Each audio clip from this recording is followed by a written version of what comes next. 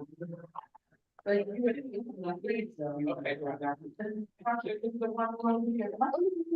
I gotta do it for sure. Oh, yeah, we understand it.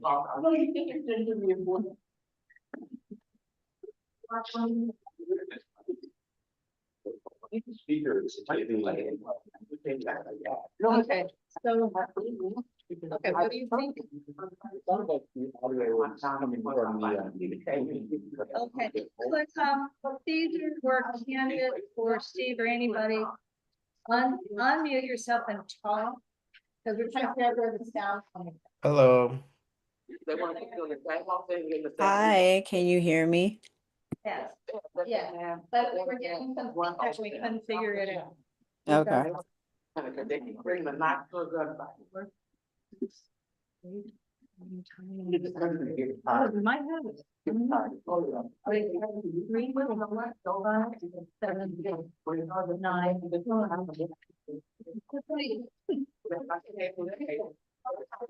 Eight, 10, 11. Oh, we have 10. And no. We have barely. I'm sorry, until we get some more. I'm gonna call the meeting.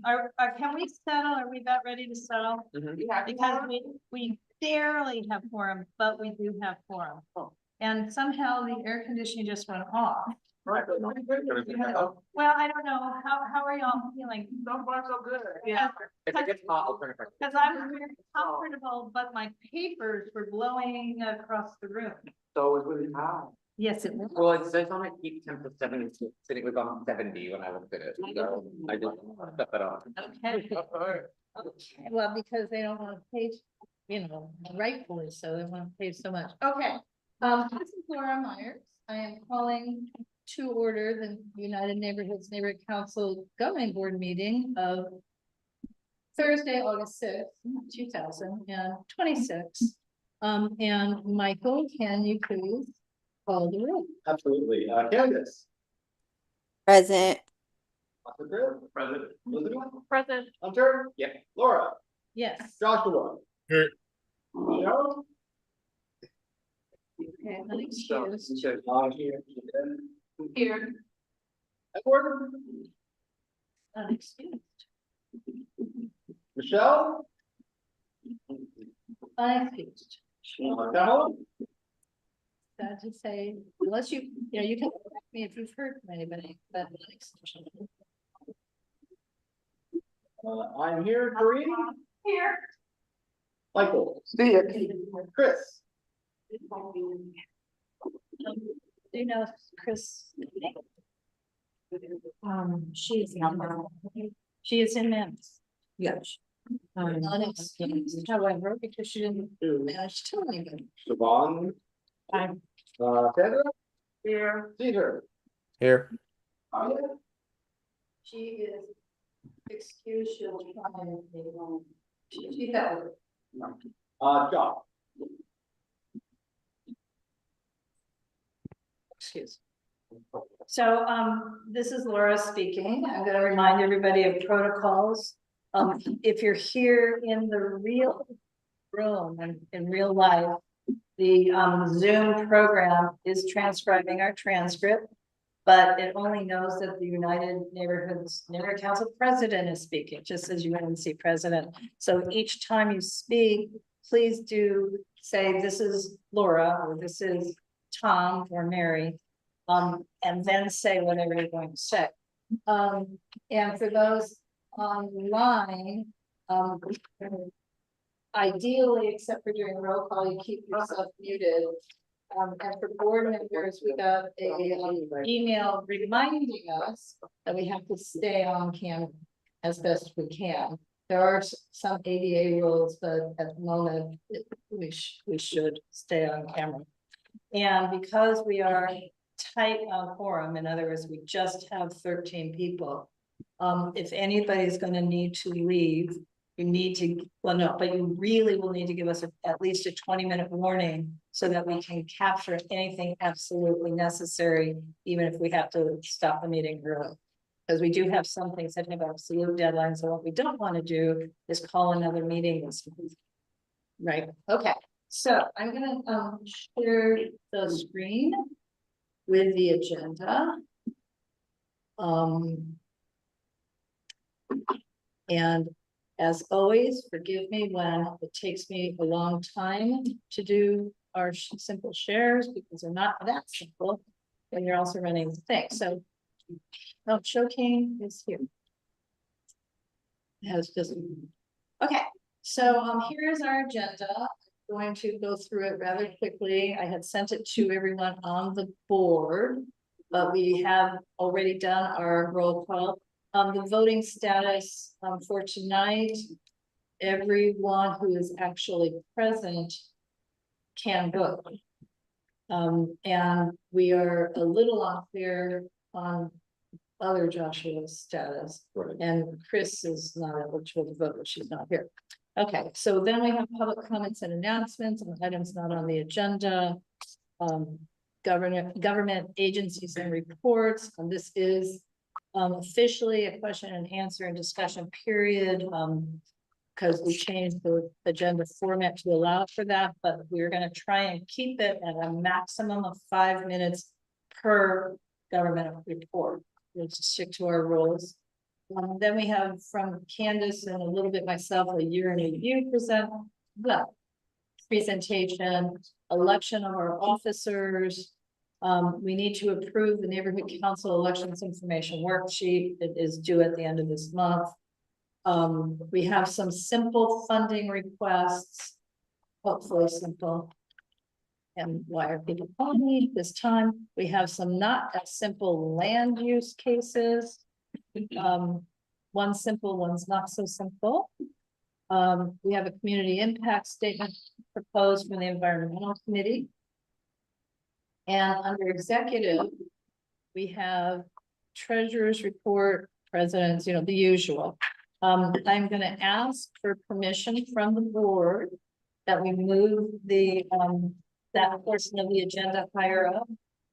Candace isn't feeling that well, so just in case she has to leave, we need to do the treasurer's report, or at least the treasurer's report higher up. Okay, so then we also, you know, we'll be talking about some of our upcoming outreach events.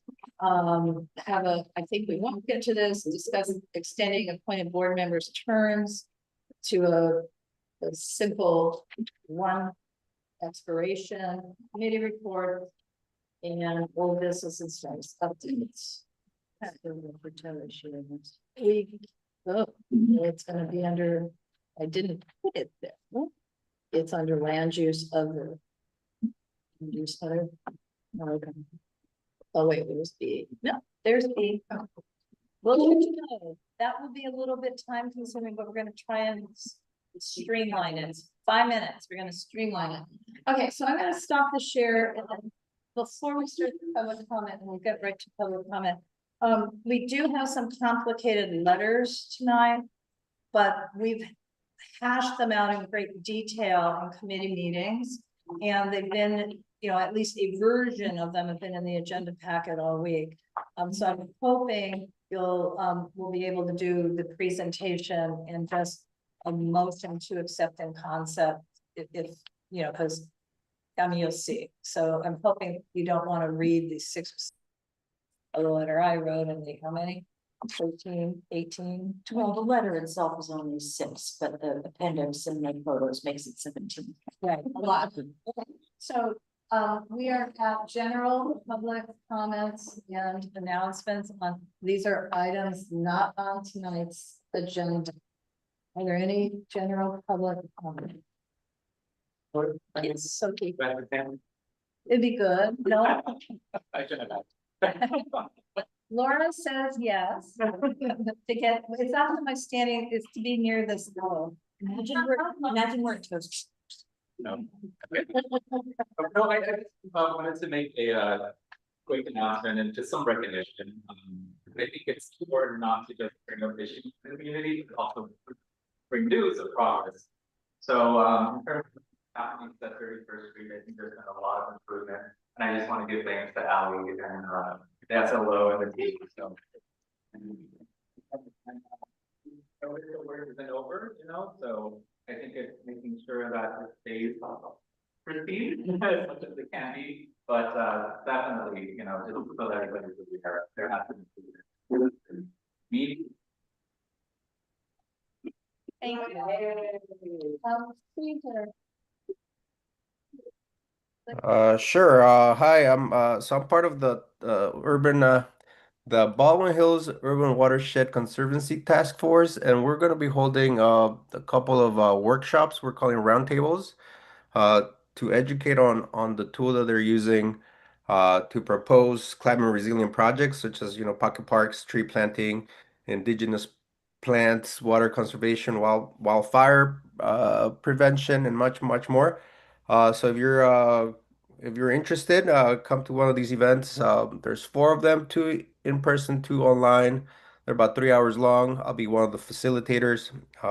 So I'll definitely sending out more information regarding that. Hopefully we can share it out soon. The first Please. one is this Saturday um, in the Lenox area.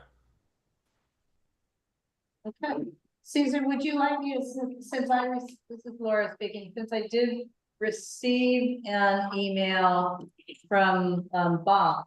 Would you like me to share it with all of the members? Please do, yes, please. That would be very helpful. All right, thank you. Okay, are there any other general public comments? So I sort of have a couple, but I think I'll just wait till we talk about upcoming community events. So we can move on. So we're moving on to our government officials and department reports. Ally from Council District 10, and you know the drill, you have to walk up here. Oh, do you want me to do Ann first? Sorry, to be fair, before you go on, it was kind of hard to see hear Saki's comment. Couldn't. Oh, Soki was commenting, and so this tells us how loud we must be by the owl, was commenting that due to the efforts of Ally, Council District 10, the LAPD for Southwest, and other city departments, for the moment, 31st Street between Western and St. Andrews is clean, or at least clean-ish. And he thanked them all a lot. Thank you. Okay. Yeah. So, we need to come up near the owl either side and speak.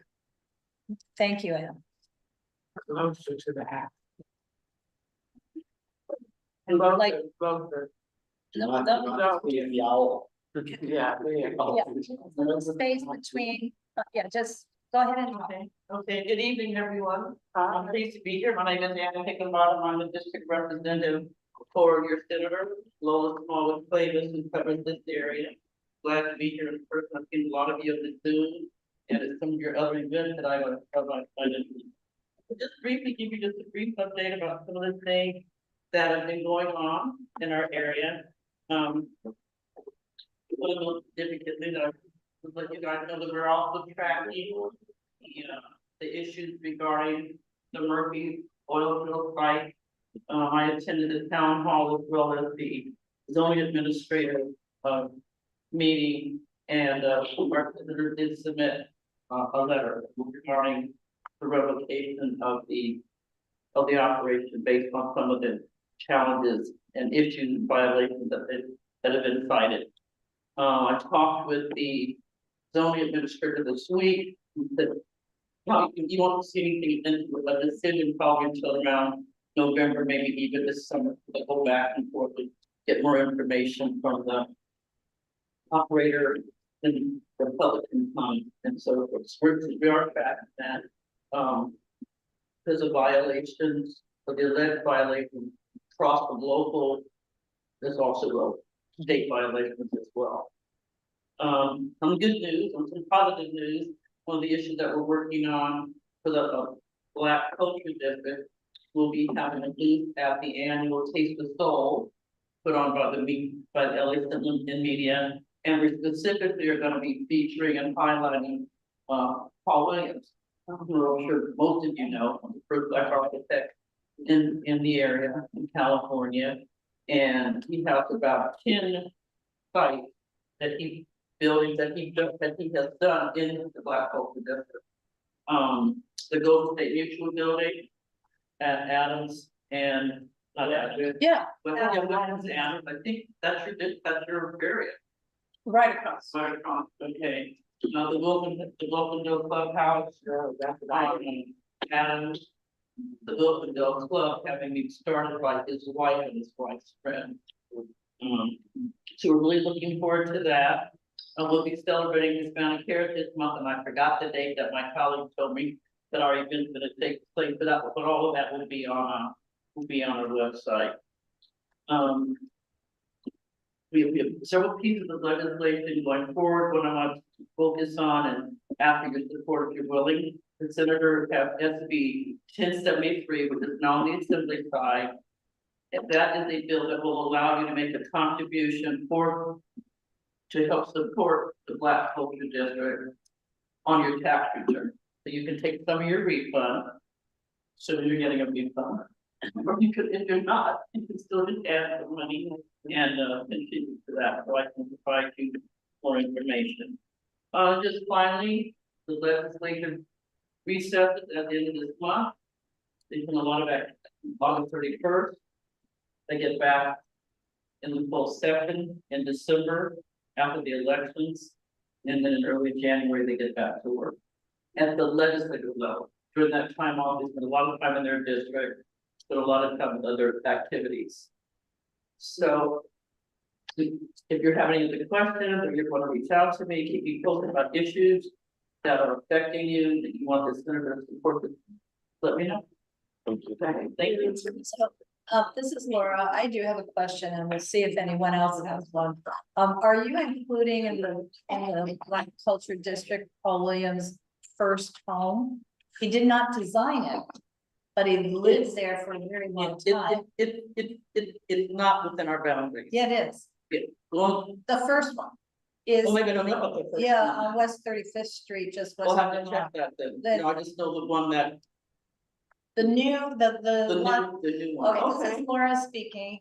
Paul Williams built his own home in Lafayette Square, which is not in your Right, boundary exactly. in 1951, 52, when racial restrictions were eliminated. But before that, he Can you give lived me that address? That's very good to know. 1271 West 35th Street. Oh, And it's okay. the house is being restored by an architect here in LA. And as his Okay. first, Well- 35th Street. Well, thank you for that information. Right. I can email you a little Okay, more that'd be, and put you in contact. okay, thank you. Sandra, Is Dr. Woman up for re-election? I'm sorry, is she up for re-election? Senator Lowell, yeah, yes, yes, I think, yes, she'll be on your November ballot, yes. Oh. She has, yes, she'll be on your November ballot. That's a fact that you. Okay, thank you. okay, thank you. Ally. Tommy. Chris. Is it?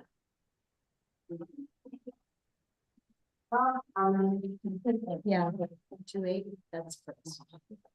I don't know. Is that Demetrius's phone? Hi, everybody, Alan speaking. I am your field deputy from Councilwoman Heather Head's office, Council District 10. I cover south of the 10, east of Crenshaw in Council District 10. Let's do the fun stuff. Laura, look at the screen, is that right? So we're gonna start with West Adams Jazz Music Festival. Is gonna be held Labor Day weekend, which is the 4th through the 6th. Of I September. could be off one day of September. So it's the first weekend of September. It'll be 3 nights of music, family and fun, sponsored by the Councilwoman, West Adams Heritage Association, and United Neighborhood Council. This will be really fun. They did a second line last year, which was amazing. We're getting some fans this year, cool fans, it's gonna be hot. But it's also gonna be hot, we're gonna be having fun. So just come have fun. Here's the flyer. We're gonna have, I'll email this as well so we can pass that along, but I'll leave this here so y'all can take photos. And as always, it is free for the community. Free money. It looks like 29th Street Block Club is having a neighborhood cleanup. That's gonna be Saturday, August 15th, 8:30 AM to 10:30 AM, and they're meeting at 2108 West 29th. So please come out, here to you, this is east of Arlington. I may be, I'm gonna try. And then tomorrow, August 7th, from 3 to 4:30 at our Pico District Office, which is at 5213 West Pico Boulevard, we are having a backpack giveaway. First come, first serve. Backpack giveaway with some great supplies. We did start the backpack giveaway at our HBCU event. Our send off, which was at the Michelle and Barack Obama Sports Complex this weekend. Kids got to come out, they got to have fun, they got to get a congratulations on their next step. We have a lot of kids going to different HBCUs this year. Pretty awesome to see how excited they are. And get them some stuff before they leave. We also have our water slide bash that starts this Sunday. So that is actual water slides. We have about 3 to 4 water slides. This one's starting at Rainier Park, which is just west of La Cienega and south of 18th Street. So we have one at Rainier, we'll see one at Genesee Avenue Park, Westside Neighborhood Park, and Liberty Park. We did have one today for South Seas House end of summer camp for our kids at South Seas, and they had a water slide, they had snow coats, they had so much fun. These kids' smiles were from ear to ear. And they slept I'm sure they're gonna sleep very well tonight. And then I want to thank everybody who came and participated in our recycling event that we had. We saw individuals from all over our district, and they thanked us. Some had been to the recycling their second one we hosted, and they're asking for more. We will have more. We will have another one on the south side soon. We'll let you all know when the next one is, but we'll have them around. I think the next one might be in Koreatown, and then after that we'll kind of make our rotation. But having a recycling event to bring hazardous materials to that you can't throw in your trash can is pretty amazing. People have been holding things for so long, and they're literally dumping out their garages and closets because they can't dump in the trash. At least they know they can. And then last, I want to do a quick update on 31st Street. As you all know, 31st Street between Western and St. Andrews has had a multitude of nuisance activities going on. Mainly 2 homes that are participating in illegal mechanic work with numerous vehicles round the clock. And also this mechanic work went onto a vacant property that was nearby, which we have been able to get in contact with the owner. We are working currently with the owner. Trespass forms have been signed, signs have been put up. We're waiting on the last step for it to be secured. If not, working with the city attorney's office and our building and safety to move on next steps quickly. The homes in question were part of a mass task force that we held with Bureau of Street Services, DOT, LADBS, LAPD, and our rapid response team to all come out at once so that we can tackle all things together, not coming at different times and hoping we have support there, because our LAPD does work hard and we'd rather have them there one time versus many times to address all these issues. So I've got a good connection with this team so that we can continue this, so we can set precedent here in this community, and we can make sure that our quality of life here on 31st Street is back to what a good quality of life should be in your community, and be able to walk your streets and walk your children and walk your dogs and just walk on the sidewalk. Yeah. So I want to thank everybody for helping me understand what's going on and navigating, going along this journey with me. We're not done. This is just the beginning. So more to come next month. We're gonna see what's So next. too late to get an oil tank.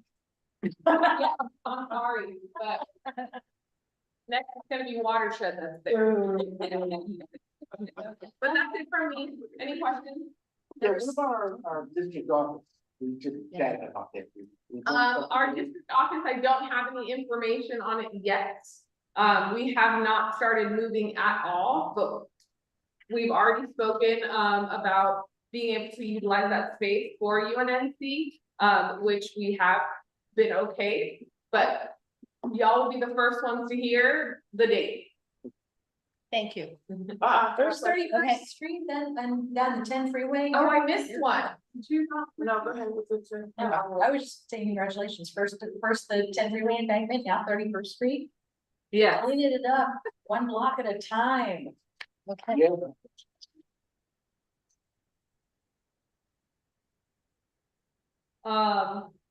We have our movies in the park at Leslie Shaw on Tuesday, the 11th.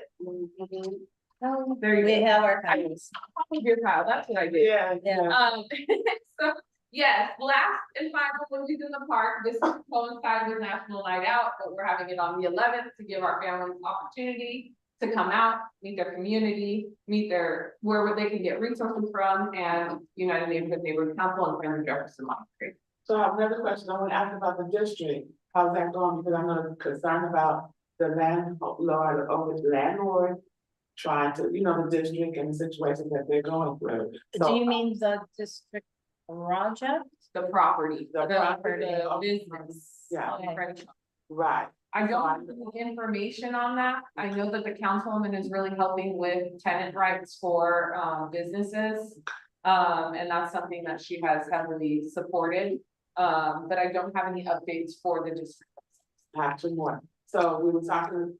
Sandra, you can't have We were two talking more, we're about, past 5 I minutes. just say, let me say what I was like, about the business, bid, Imani was gonna check and see if the Jefferson Park bid was still active or where the money went, that one, and Hidden History Museum, what are we doing with that? We have to follow up with that because I think we tried Yes, we did. and we need to get our owner to just get. Maybe the motion yesterday. Okay, thank you. Thank you. Okay, Daniel Johnson is here from Guys. Daniel Johnson is here from the Department of Neighborhood Development. Hi, Daniel. Daniel. Yes, good evening, everyone. So good evening, everyone. My name is Daniel Johnson. I am the Neighborhood Empowerment Advocate for United Neighborhoods Neighborhood Council, aka NEA for short. Do have a few updates for you all tonight. I'll start by sharing that the Homeless Liaison meeting is happening virtually August 31st. That would be Monday, August 31st from 6:00 p.m. to 8 p.m. This meeting will feature Speaker Chivas J. Mays, Housing and Outreach Service Manager at Koreatown Youth Communities Center Housing Services. There will be a discussion in regards to homelessness prevention, housing navigation, tenancy support, permanent housing, and community partnerships. I will make sure you all have that information by the end of tonight. Again, that will be the Homelessness Liaisons meetings August 31st from 6 to 8 p.m. and it will be virtual. We're also hosting another Empower LA Brown Bag Lunch Workshop. It will be September 9th on a Wednesday at 12 p.m. noon on Zoom. This is titled Increase Awareness Through LA's Transit Public Service Announcements. Trying to scan through here. Says, learn about how neighborhood councils can leverage the City of Los Angeles Transit's Public Service Announcements, PSA, program, including bus shelters and bus bench advertisements to increase visibility for your meetings, events, and civic engagement efforts. So again, that will be September 9th on a Wednesday at noon via Zoom. And just to let you all know, with our brown bags that we host, we do provide we do record them in most cases, and we do provide the materials as well. So if you aren't able to make it at 12:00 p.m., have no fear. We add that information to our website and we email that out to you all.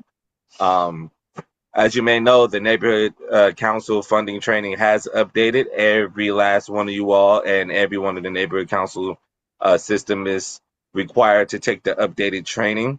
It is on YouTube and it also comes with a funding quiz. The due date for you all to complete that will be August 31st. If you did the old one previously, you still have to take this new one.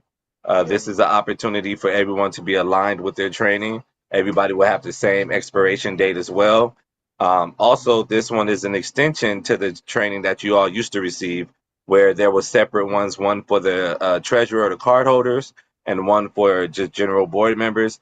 However, they combined the two trainings together, so everybody's actually taking the same training and have the same information that's go around. If you're unsure if you have completed the training, you can always reach out to me as your NEA, and I can work with my team to identify if you're still missing it or if you have completed it. The wonderful chair, Laura, has been emailing me to make sure we are on top of it as well. So I'm not in charge of those efforts. However, I can reach out to my colleagues and get that information. My goal is to support you all with some information in regards to that this Friday.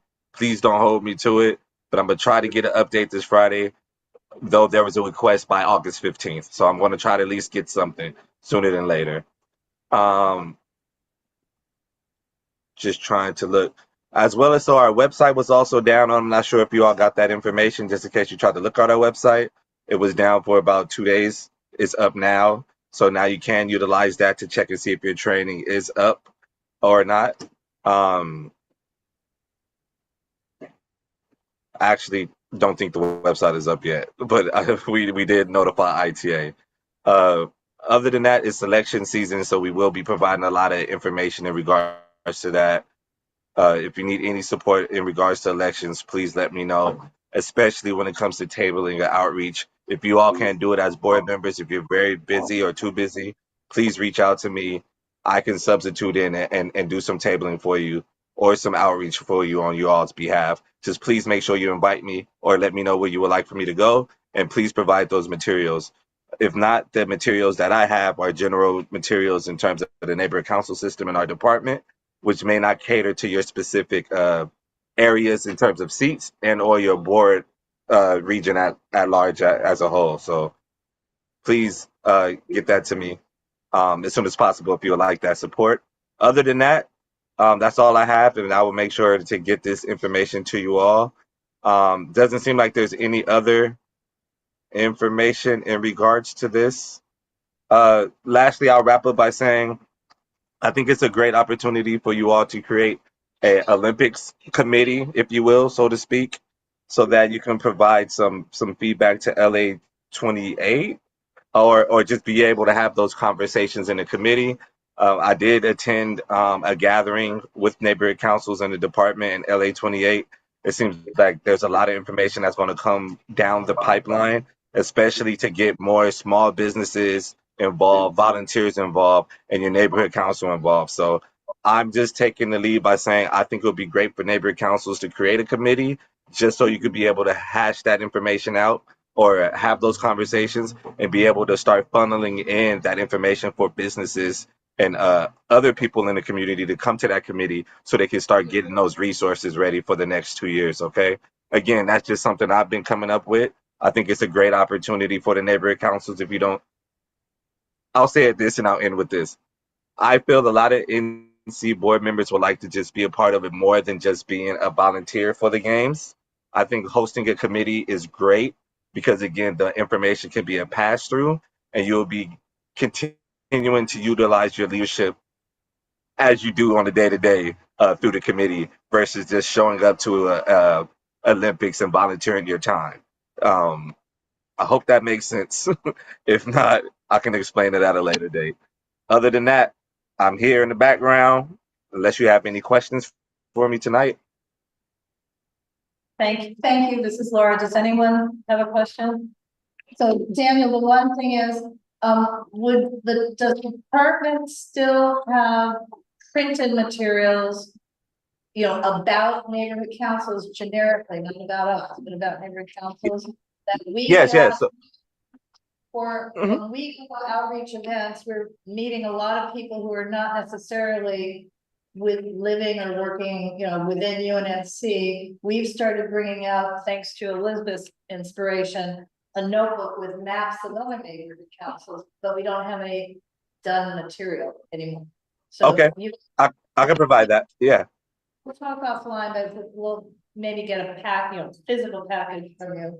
I'd appreciate that. Sure, no problem. Whatever you all need, just let me know and I can make sure I get it to you. Okay, thank you. Thank you. All right.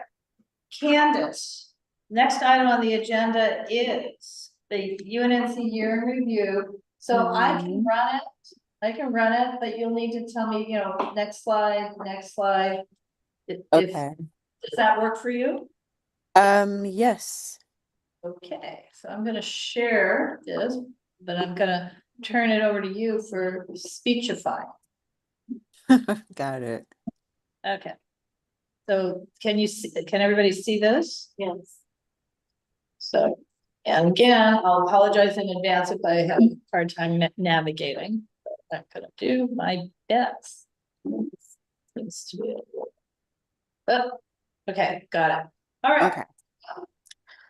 So we like to do this, just kind of to recap the year before, to give everyone an overview of like some of the activities that we participated in, some of the outreach that we did, some of the MPGs that we funded. So it's just kind of a fun recap of pictures and just kind of a description of some of the events that we participated in.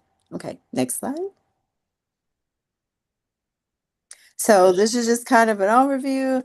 Had a great year of service and community events and outreach to our neighborhood.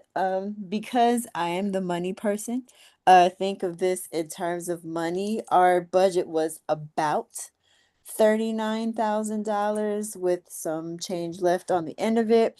But we made great use of that money supporting outreach events and neighborhood purpose grants. So there were a total of 8 MPGs that awarded about $13,000.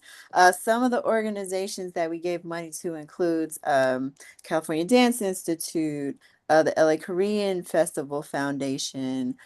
We also helped family who put on the event for the Malcolm X signage and is now moving to the next phase, working with the senator's office on the area, like the historic areas and the street posts. So very proud to kind of work and support that as well.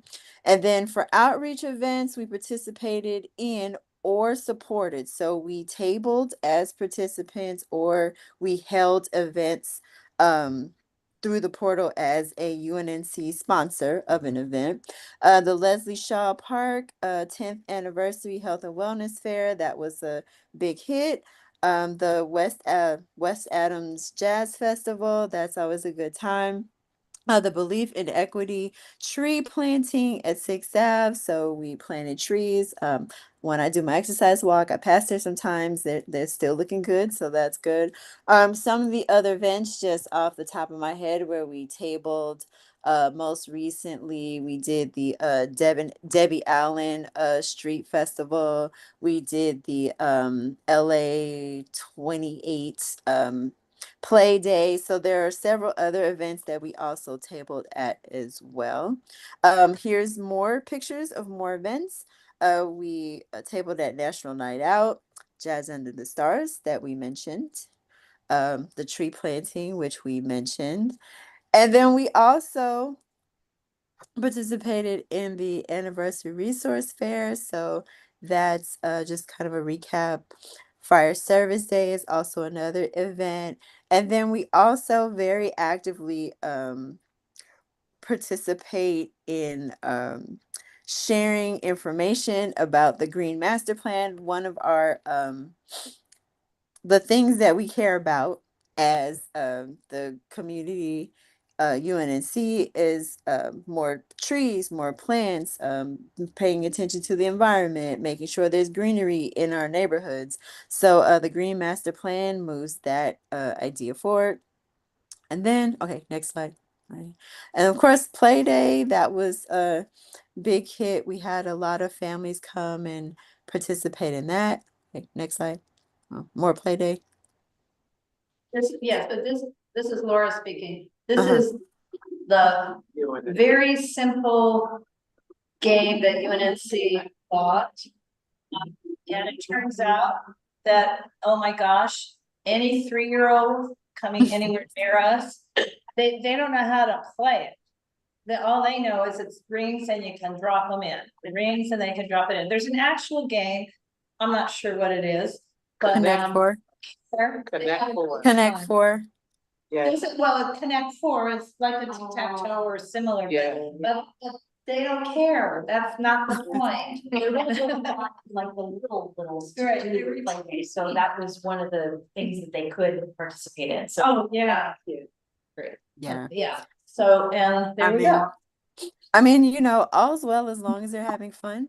One of the other things that we also support annually are movies in the park. Shout out to CD10. So, movies at Benny Potter, movies at Jefferson Park. Jefferson Park is coming up. I believe the movies in the park for Benny Potter was in June or something like that. But yeah, that's just a quick rehab, kind of a recap. I know we get busy in our meetings and have long agendas and things to vote on, but I think it's good to kind of look back and see that, you know, we're actually getting out there, doing things in the community and participating. So Yeah. So, this is Laura speaking again. So we are trying to remember everything that we did there. And this slide said more than 12, but it's really more than 15 or 16 events, which is why we're so tired, I think. But you know, it's important that we've done all this engagement, but we also realized when we were trying to very quickly put this together, that a lot of you have taken photos, but the only one who shared them is Sandra and Hunter. So when you take a photo, please send them. You know, we can decide later exactly who should receive them, but I ended up today going out on some Facebook pages as well, including our own, to find some of these photos. So we want to collect them so that we can do presentations like this and maybe impress the Department of Neighborhood Empowerment with all that we do, but we did a lot more than what we had the photos. Okay. Are there any questions, comments? Moving on. The next item is the election of UNNC officers. So you may not be aware that we elect our officers annually. So many or most neighborhood councils, in the citywide neighborhood council elections, people can run for president or run for vice president, but that's in our bylaws, we just elect our officers. I'm going to tell you that Hunter, Michael, Laura, and Candace are willing to come back, but that doesn't mean someone can't run against us. So, and then the fifth seat, the signatory, Chris is not returning.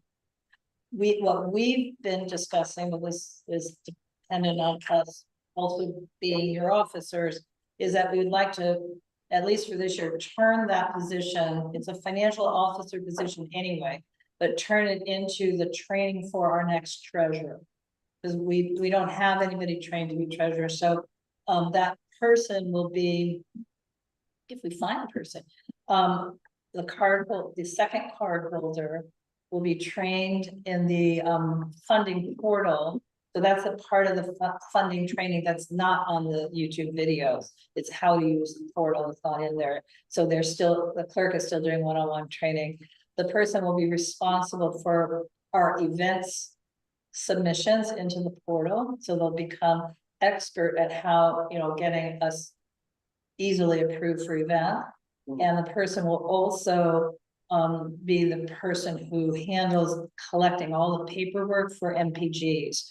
The city clerk, as part of their rethinking of funding training and the funding protocols, has added more paperwork for the nonprofits who are asking for money.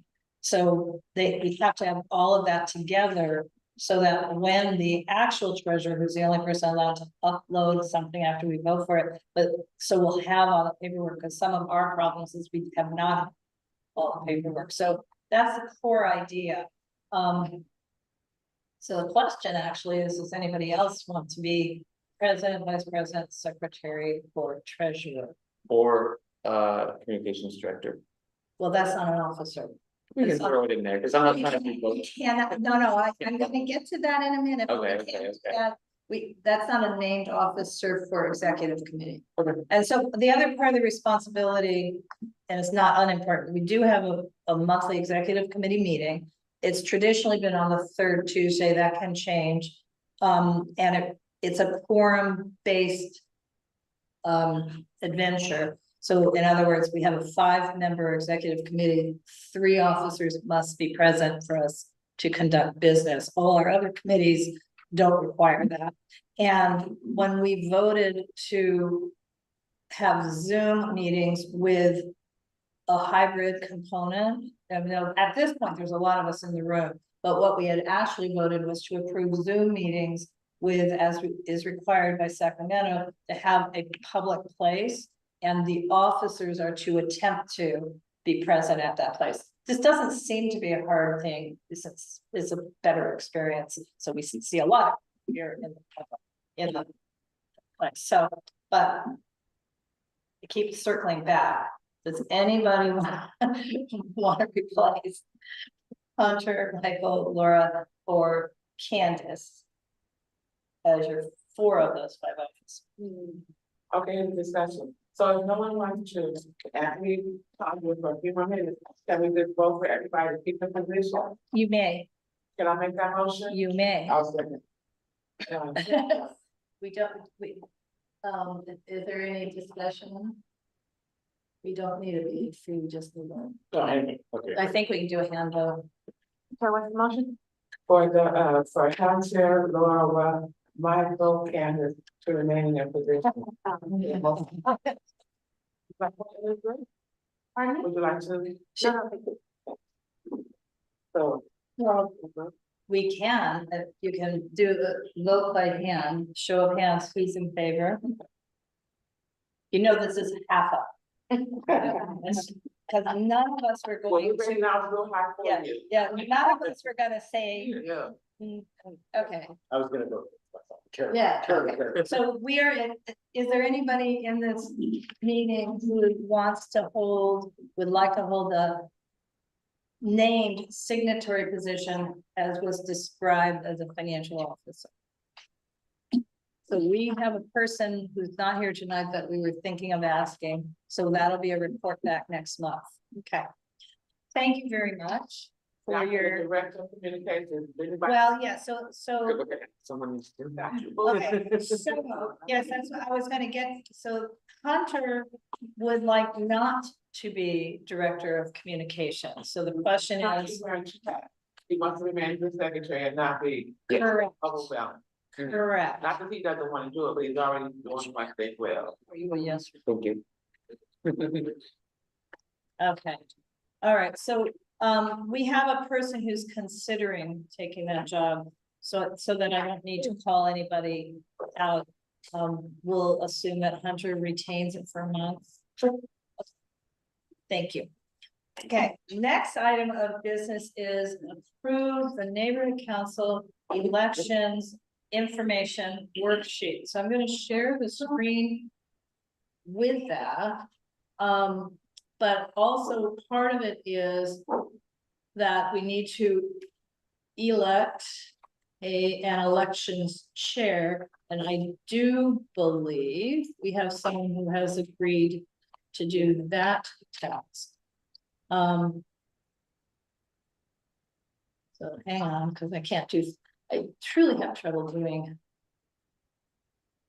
this, too many things at once. Sorry. Elizabeth, are you still okay with being election? Okay, so Elizabeth Fenner has volunteered to be the elections chair for UNNC.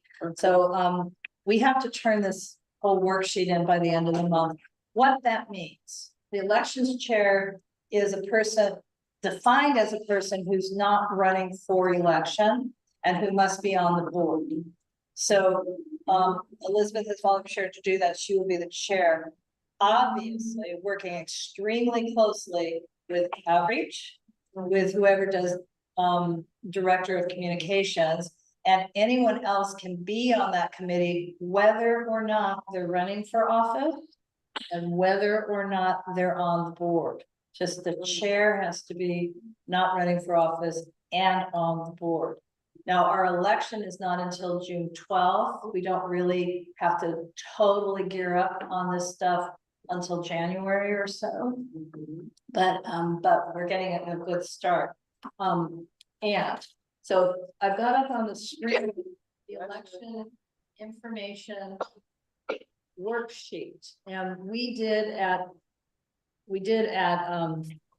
executive make some recommendations. So the first question they ask is full hours, and we had suggested that we have a 4-hour window, 10 to 2 or thereabouts, and depending on our venue, because they need an hour before and an hour after. So if a venue doesn't open till 10, our election timing would have to be 11. This is next June. Next June. Oh, my Can we birthday. talk about? No, we cannot talk about Can it. we have details? We have to, no. Hey, Laura, just Yeah. asking real quickly, is it possible for me to volunteer or be a part of that? Because I know that you told me that I couldn't because I didn't wait long enough. I'm sorry. Who is this speaking? This is Brandon. You Yeah, you told me can- at the Sea House that I had to wait because I didn't know about the UNNC long enough. That was your exact words. Okay, I'm just Brandon, hoping that I can volunteer Yes. now. you Thank you. may, yes. I didn't know But- there was a time limit, but I just wanted to make sure. No, we will convene the committee soonish, but not this month because okay, so let me explain the timeline. We don't have a choice. We have to fill out this thing tonight Okay, because it's due in August. Why they would make us have it due in August for June? I don't know. We just have to do. So the normal time for UNNC in the past has been 10 to 2. It will depend on, they do need an hour, the clerk needs 1 hour before, so depending on the venue, we can get to that in a minute. Depending on the venue, if they don't open their doors till 10 and they wouldn't let the clerk in early, we have to push it back. But are you guys in agreement to have a 4-hour window versus a 5 or 6 hours? but it's really gonna be that because if you have to open it at 10 to 2, that start at 9 and finish at 3, what you say? Again, my Yeah. question was if I can volunteer. The answer was yes, but we're trying to get. Well, your original answer was no, so I just wanted to understand. I'm sorry, we're having, the answer was yes, is yes, but I would really appreciate it if you would raise your hand and you'll be called on. I haven't. So I think what we're doing right now is working on the worksheet, we're doing the nuts. We're and bolts. working on the nuts and bolts of the meeting worksheet. will adjourn whenever the election chair decides, and she will get in touch with anyone who wants to volunteer. That is good. We will send out an email blast and ask who would like to be on this committee. But we're not doing the committee tonight. We're doing the worksheet, which is, we have to complete tonight. It's already 8 o'clock. We have a lot of things on the agenda, so I'm sorry. I know it sounds. rude. Obviously, me as well. Okay. Thank you. Thank you, Brendan. And what I hear you saying is that you felt shut down at a meeting. Very And- much so. Thank you. Yeah, so I know that Laura has a lot in her head and has a lot of details and she knows a lot of the depth and things. So Well, I'm gonna. Of Yeah. course, and the last time that I was at a physical meeting, I was told that I wasn't allowed to volunteer for the fact that I just learned about the UNNC. Laura, please stop looking confused because you're the one that told me that I wasn't allowed I'm to sorry, I'm not volunteer. confused. I have board members who are asked to move on. Because it is now 8:02 and we have such a long agenda. So Brendan, I look forward to working. Let's Thank work together. It's lots to do and your volunteering is 100% well. Thank you so much. I truly appreciate that. And again, I believe it was like 2 years ago when I confronted Laura, or not even confronted. Oh. I asked her about volunteering, and I was told that because I had just learned about the UNNC, that I wasn't allowed to volunteer. Okay, Thank you. thank you. You're welcome, Laura. So now we're saying the hours would be from. Well, ideally 10 to 2 unless the selected venue. Voting hours. And we'll be there. From 9 to 3, okay. Okay, well, we won't be there from 9 to 3, but the poll workers will. It's not. Are we gonna be? No, Okay, there will be, That's how you get in trouble. guys, Whoever is- we is.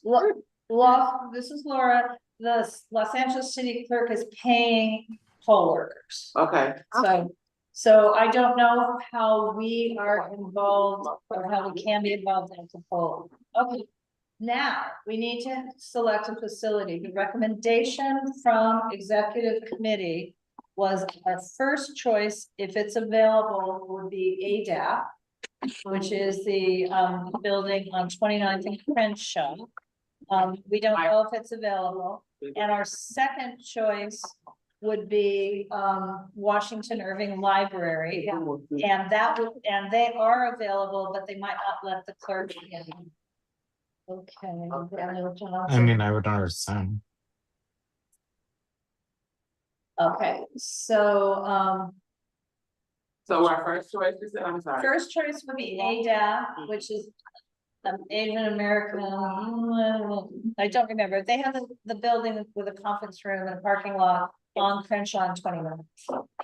And they have offered us the use of that space in a broad, but we don't know if they're available on Saturday, June 12th in the hours that we're discussing. Our second choice, it's not a bad choice. We've been doing it before, is the Washington Irving Library. They are available. They'd be willing to do it, but they may not be able to do it from 10 to 12. They might need to do 11. I mean, 10 to 2. They might need to do it 11 to 3. If you guys accept that recommendation, we'll put both into the worksheet. Sounds good. Yeah. And then the next item. And this requires a bit of a discussion. The documents that are involved with voting are a candidate filing form, a voter registration form, and also a polling place interpreter. It is not difficult to decide that voter registration forms should be in the 3 languages we also do our election outreach in, which is Spanish, Korean, and English. It's not difficult, therefore, to assume we should have interpreters for Spanish and for Korean at the polling place. The question is, the one we ended up having a discussion about is, should the candidate filing forms also be translated into Spanish and Korean? And I will just go ahead and state the concern, which is that we don't have, our agendas are not in Spanish or Korean, or we have many committee meetings. We couldn't have translators at all those meetings.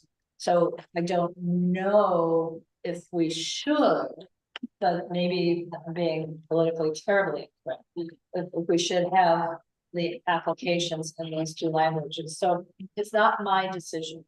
Isn't that the city provides?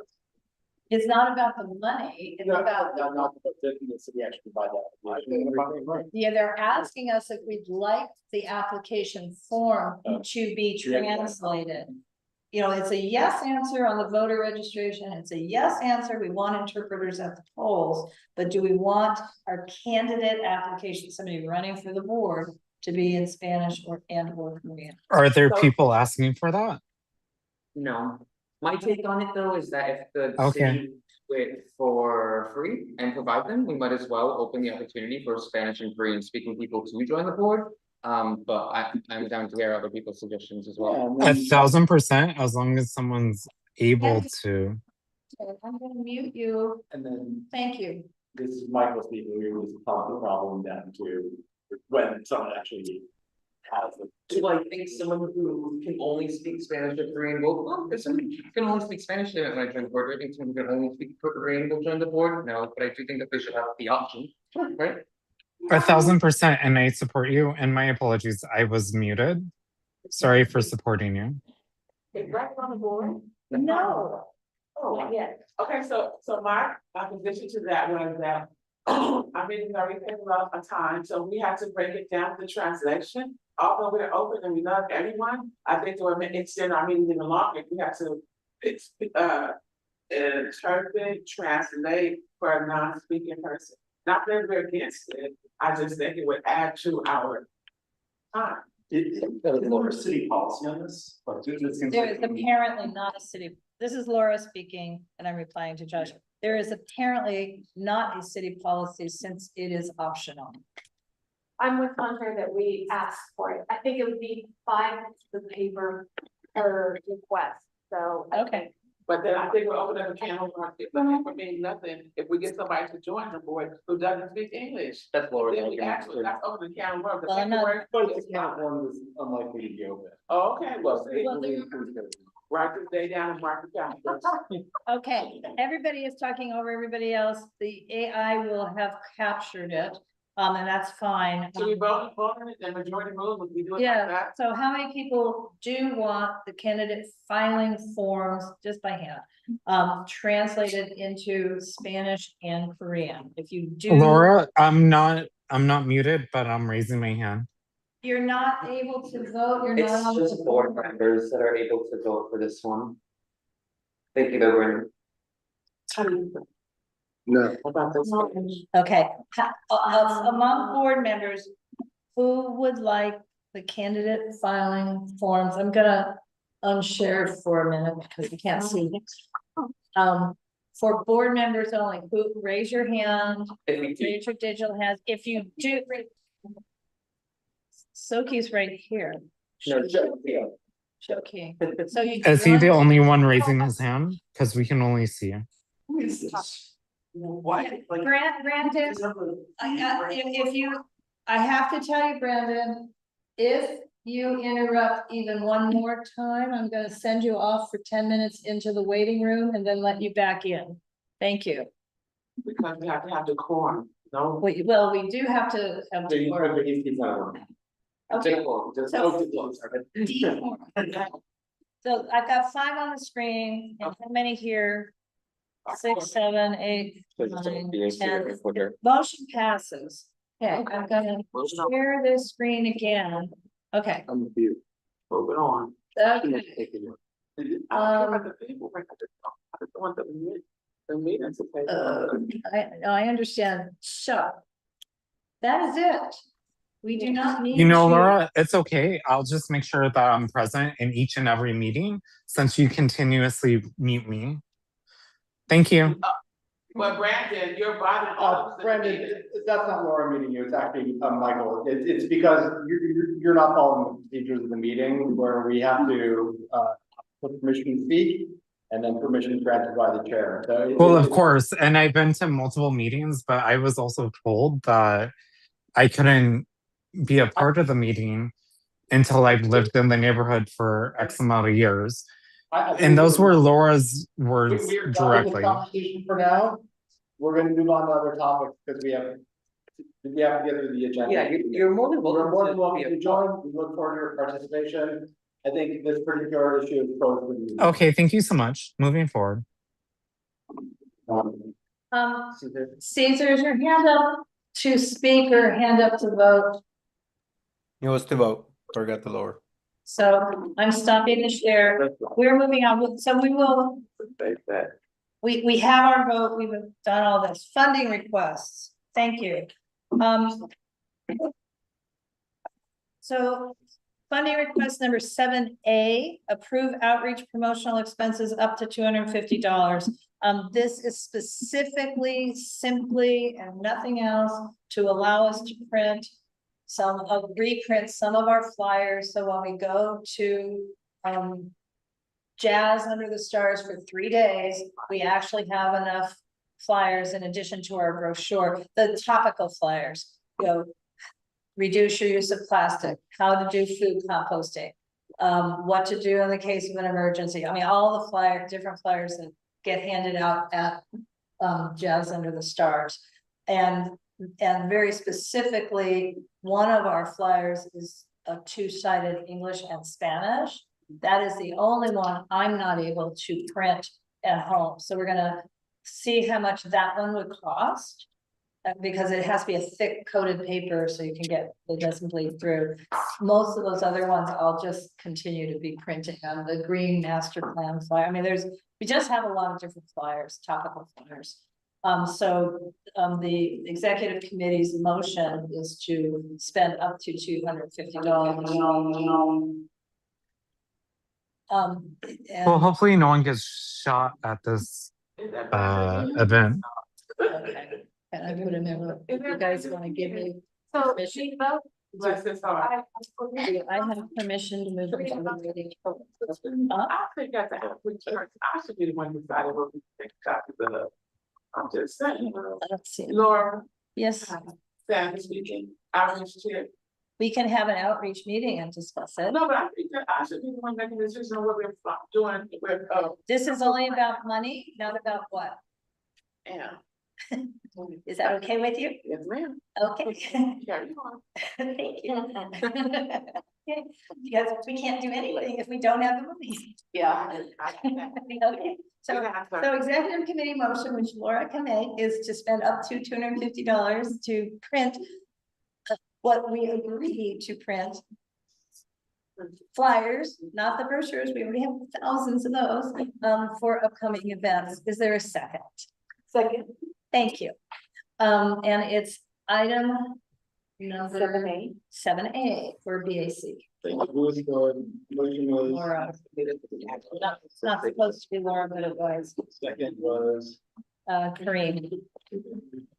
And then we really need to move. all right, Candace, Yes. so Chris. Yeah. Elizabeth. Yeah. Hunter. Yes. Laura, Yes. Joshua. Pierce, sorry. Please go ahead. Thank you. You may have. Joe, Joe? Yes. Yes. Shannon, Yes. I'm a yes, Green, yeah, Michael. Yes. Siobhan, Yes. Sandra, Yes. Caesar, Yes. and then Joshua, is he eligible for financial aid? Yeah. Yep. And yes. Yes, and yes. Okay, 7B, Jazz Under the Stars, City Avenues. The booth fee is $250 a day, or a total of $750. It sounds like it's half what we used to spend. I know it sounds like a lot with our current budget, but that's the charge. I'm hoping that would be okay. The officers are recommending a yes. And that's again, Labor Day weekend, Friday, Saturday, and Sunday night. It's our most important outreach event of the year, frankly. the most important. Why? Thousands of people attend, and unlike most, Laura speaking. No, not No, but because you said important, and I'm looking for, I'm looking for metrics. Do we have? I'm trying to answer the question, because we attend a lot of events that have thousands of people, but this particular event has thousands of people who are actually our neighbors who walk in to attend the event. And so it's the best way to reach our neighbors. I don't see a lot of public at our meetings, or participating in our meetings, so when you say important, I'd like to have metrics. Participation and investment in this community based on, so I'm just saying that a lot. Are you voting yes? No. Are we- I'm sorry, this is Laura speaking, and I am getting a little upset because you guys, Yeah. let me you're not letting finish. me finish my I point. am aware that I'm not letting you finish what you're saying, because the topic of this agenda Wow. is the money. And you're now asking for metrics about how outreach events work. So Well, that's I mean, the last outreach event, someone got shot, and this is Brandon, my apologies. The one that happened in K-Town. That's not my district. he's done. Oh. I did. No, I didn't leave him. I put him in the waiting room. I said, Put in your time. I put him in timeout. So will somebody tell me when it's 8:27? I do think I gave him fair warning. Thank you. But that said, I mean, Elizabeth's question is relevant, but we really need to stick to what's on the agenda. We are not going to get through our items. So the question is, and I'm sorry that I said it was the best outreach event. So Elizabeth, can you address the agenda item? Do you think we should spend $750 for our booth at the Jazz Under the Stars? I would like to know. I would like to know. Where, since it's a community area and it's a sort of an HOA. What money comes in and what money goes out? To West Adams Avenue. To the Jazz Under the Stars. Okay. So Oh, I'm sorry. where- Can I answer that real quick? Yes. Okay, so we have been going to West Adams Jazz Festival for a lot of years, probably predating me, so BC, before Candace. And at one point, like the first year I was treasurer, the booth fee was like $1,500. Because we have a relationship with them, our booth fee has been cut to $750. In terms of the conversation about metrics, I don't think that's a bad question. If you wanted to know metrics of like how many people turn out to the UNNC booth, what I think, as we talk about like the outreach committee and possible outreach committee meeting, that would be like, how many people do we sign up for the newsletter? Or how many people sign up to come to a meeting, or that sort of thing. So that would maybe be more a conversation to get to once we get to the tabling portion of it. Like, what are we going to have at the table? What flyers are we going to have at the table? And then how are we going to measure who is coming? So we could have that information, but that's just kind of like a quick Okay, now I have, money, whatever. Yeah. okay, I have multiple hands up. Michael, Siobhan, then Steve, Heckman. This is Michael Kimbrough.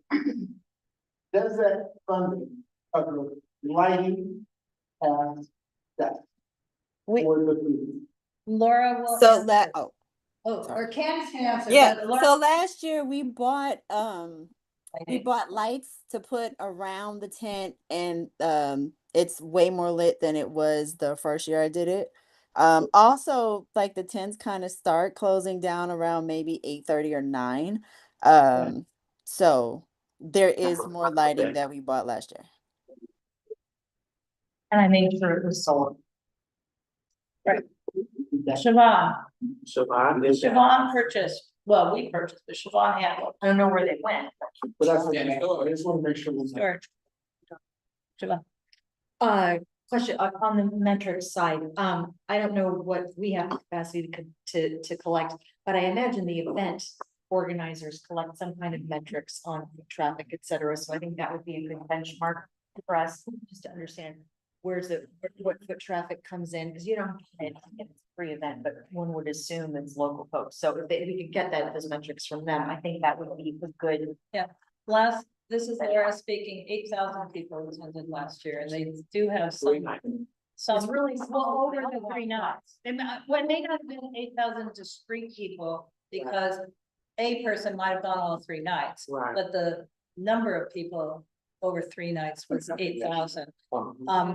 That is less than, the Korea versus Mexico watch party had 10,000, not in the morning, but we didn't run into anybody from our footprint. So that's the really hard part, because we could get signups even, but that doesn't guarantee they're our stakeholders. So anyway, Steve.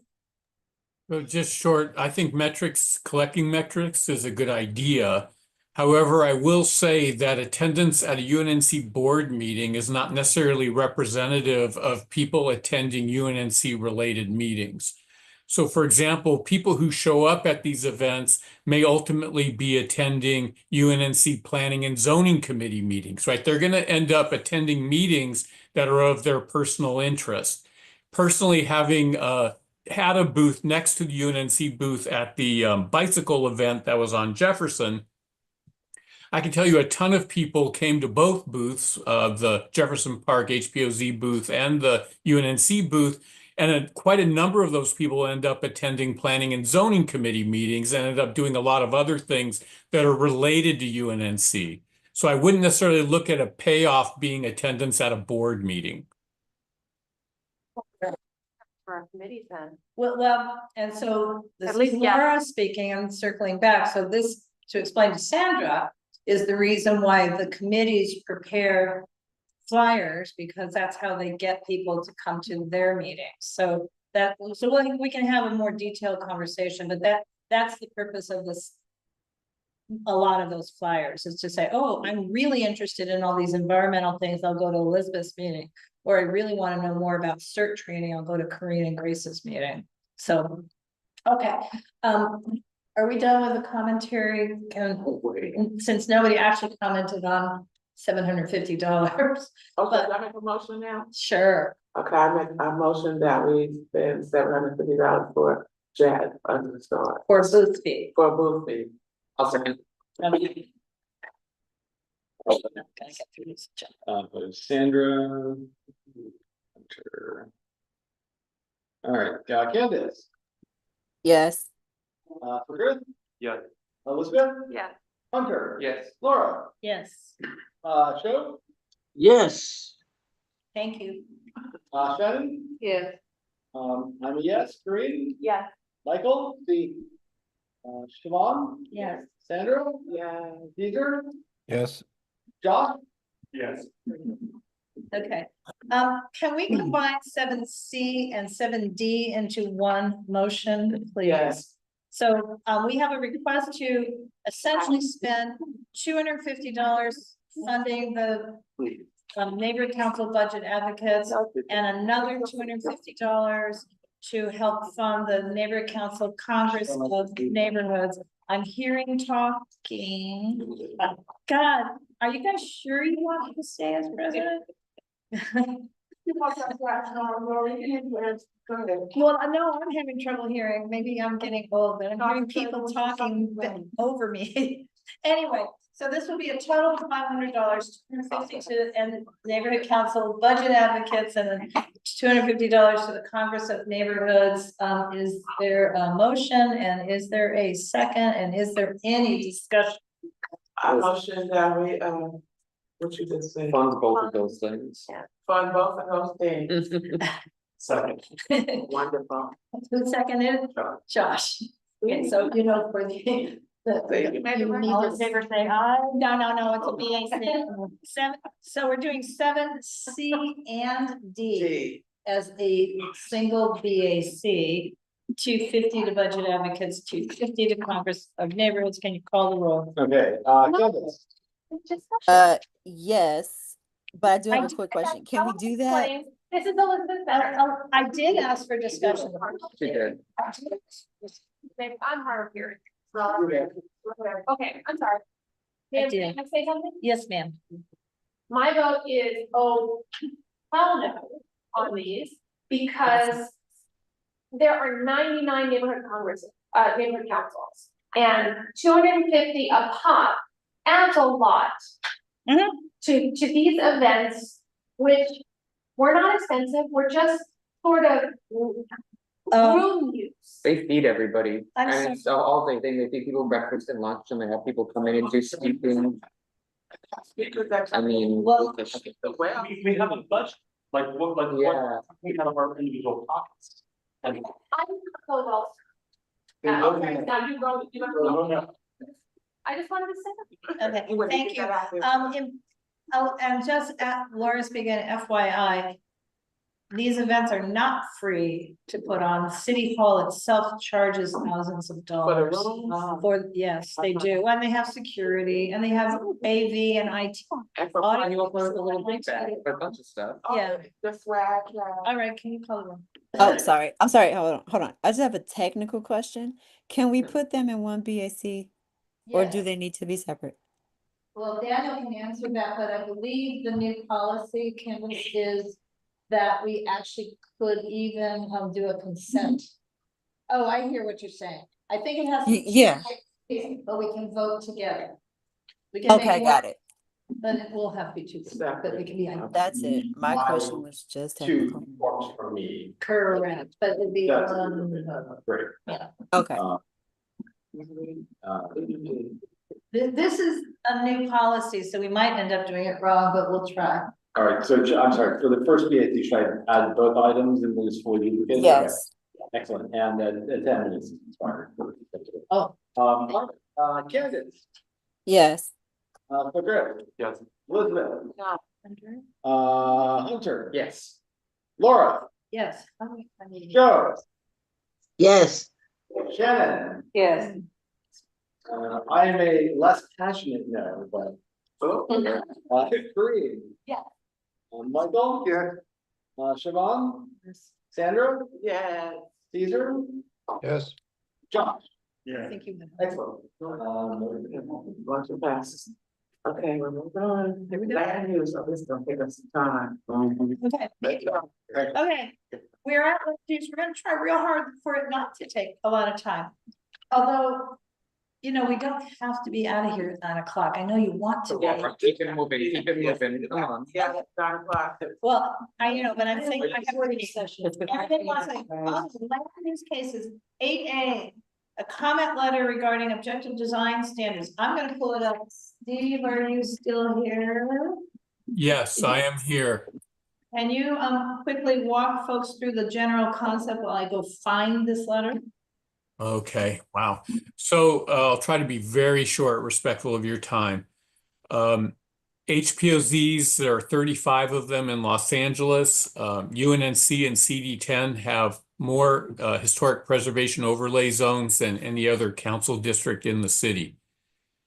A public policy kind of point of action is to try to make policy as flexible as possible to allow for maximum creativity. And I think this board and others know how important that is. However, due to changing state laws about housing over the last 10 years, they are now mandating that housing preservation plans and such that control design and other elements about housing have to have objective rather than subjective standards. A subjective standard would be saying that you may do this or you should do that, which is how typical rules are written. But now with tightening of housing policy, the state is mandating that we create objective standards, and objective standards are must, shall, etc. So buildings shall be, at least 1 story high or something like that. So in order to allow for the HPOZs, the Historic Preservation Overlay Zone boards, to operate and function in this environment, the city is trying to create objective design standards for new For Brandon? I'm sorry? Thank you. New housing within HPOZs and along the commercial corridors in HPOZs. So for example, in Jefferson Park, we have 2 commercial corridors in our HPOZ. One is on Jefferson, the other Western. The planning department has been in the process of working on this for at least 10 months, if not more. This board has written 2 letters to the planning department regarding objective design standards since last November or December. The City Planning Department Office of Historic Resources has recently released draft objective design standards for HPOZs.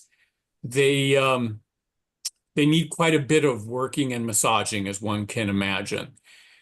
So the many members of the community have written letters to the planning department about the draft HPOZ objective standards.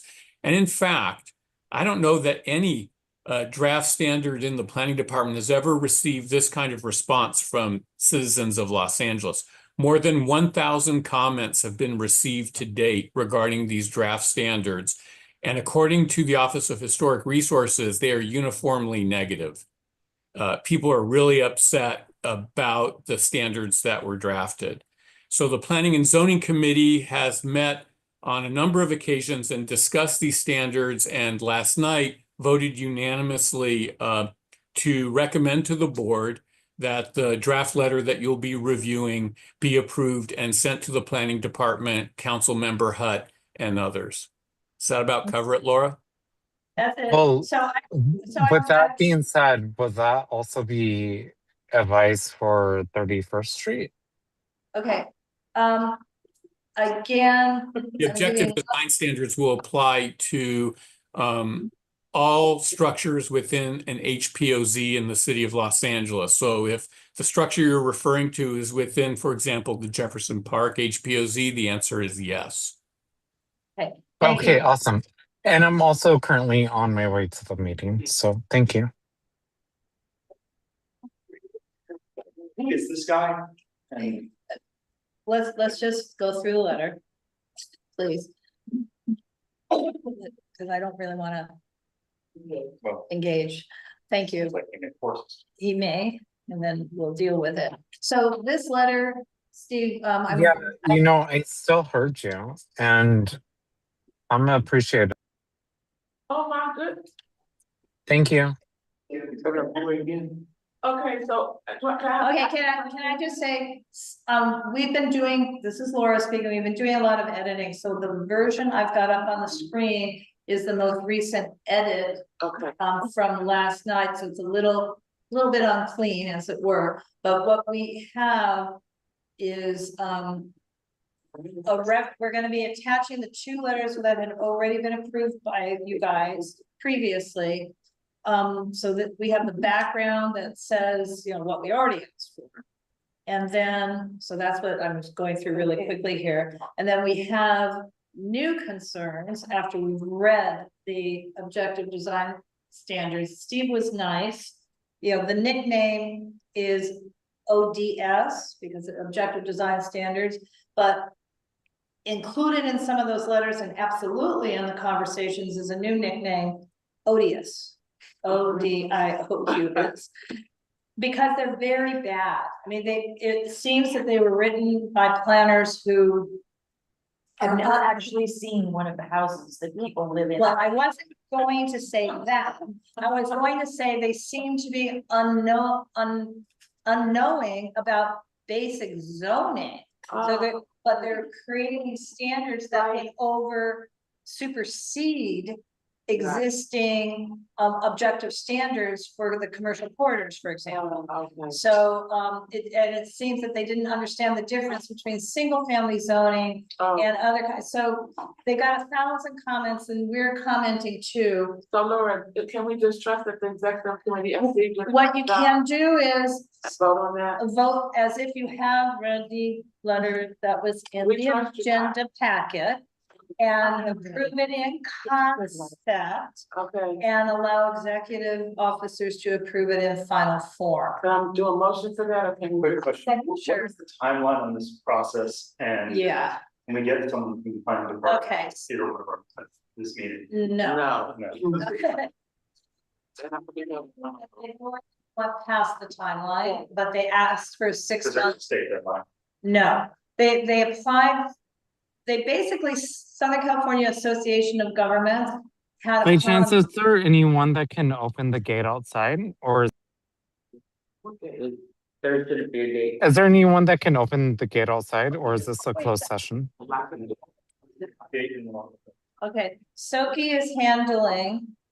And I am removing. Soki is handling.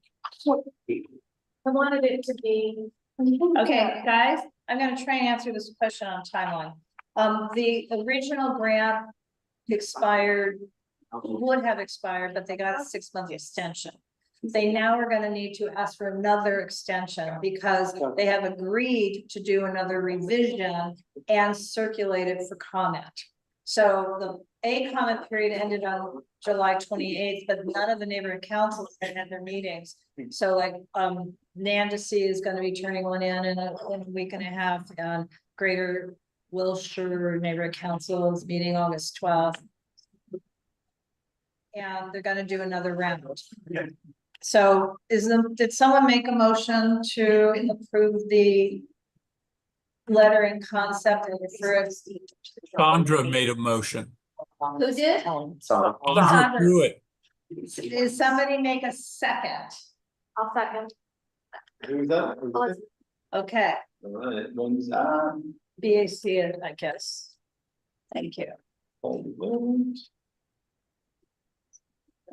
And, after he calls the roll, we're gonna, Candace, are you holding out? Candace, you holding out? Are you holding up? You're on mute, but I'll have to vote too. So are you Oh. holding up? How do you vote? Yeah, I'm here. I'm making it. Excellent. Okay. And how do you vote? Yes. Yes, vote. Thank you. Really? He's Oh. doing an Elizabeth? Yeah. Hunter? Yes. Laura? yes. Show? Yes. Shannon? Yes. Can we do C? Yes, three? Yeah. Michael? Yes. Siobhan? Yes. Edgar? I abstain. Oh. Caesar is abstaining, thank you. Josh? Abstaining. And then I'm gonna swap B for C or C for B and do approve a resolution, community impact statement in support of the proposed historic cultural monument designation of the Mary Clay School at 3911 West Adams Boulevard. This is a motion from Heather Hutt. The Cultural Heritage Commission has approved it and forwarded this to City Council. The it being, the Mary Clay School was the first Black-owned, non-sectarian private school in Los Angeles, catering to middle-income, primarily African-American families after World War II. And what we learned from the research that during World War II, as you know, Rosie the Riveter was, working, and this country provided the free daycare for the children so that women could be in the workplace while the men were off fighting the war. When that ended, so ended the free preschool programs. So the only way you could be in preschool was in private school, which were not open to people of color. So middle class families were faced with a choice of mom continue to work, but they had no place to send the children, or mom had to quit her job that she got used to having. So that's an important thing. So we would like to proposing that we officially support this nomination so we can go speak at City Council. Yes, sir. Just clarify, this school is not, no longer operating, correct? This is still operating as a preschool, but is no longer operating as the Mary Clay School. And this designation encumber the building or the building itself, or is it just? The building itself is already designated historic based on its architect as part of the West Adams Terrace HPOZ. The history that we now know was hidden. And really hidden, except for it was hidden in plain sight because, among other people, Candace attended this school as a little girl. This is true. This is true. But This is true. when you're a little kid, you may not know you're making history. So that's sort of one of the definitions. And I was in is charge of hiding in plain sight. What you went there? No, I was in charge of the renovation and upgrade of the current. Oh, okay. Really? Okay. Yes. So I'm hoping we can just do that sort of support for Heather Hutt and support for this designation and support for Candace and Donna and all the people who went there and whose legacy could be better recognized. Yeah, nice. Yes. So that's my motion. Motion, Laura, second. I'll second that. Is there a call to, does it matter, the two executive? Oh, yeah. Can somebody else make the motion? Okay, I motion, send that. Shannon moves. I second. And Corinne seconds. Gets us out of it. There you go. Okay. And we could hopefully do that. Yes. Good. Yeah. Elizabeth. Yeah.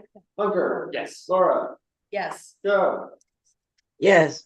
Shannon, Yes. yes, Green, Yes. Michael. Yes. Devon, Yes. Sandra. Yeah. Caesar, Yes. Josh. Yes.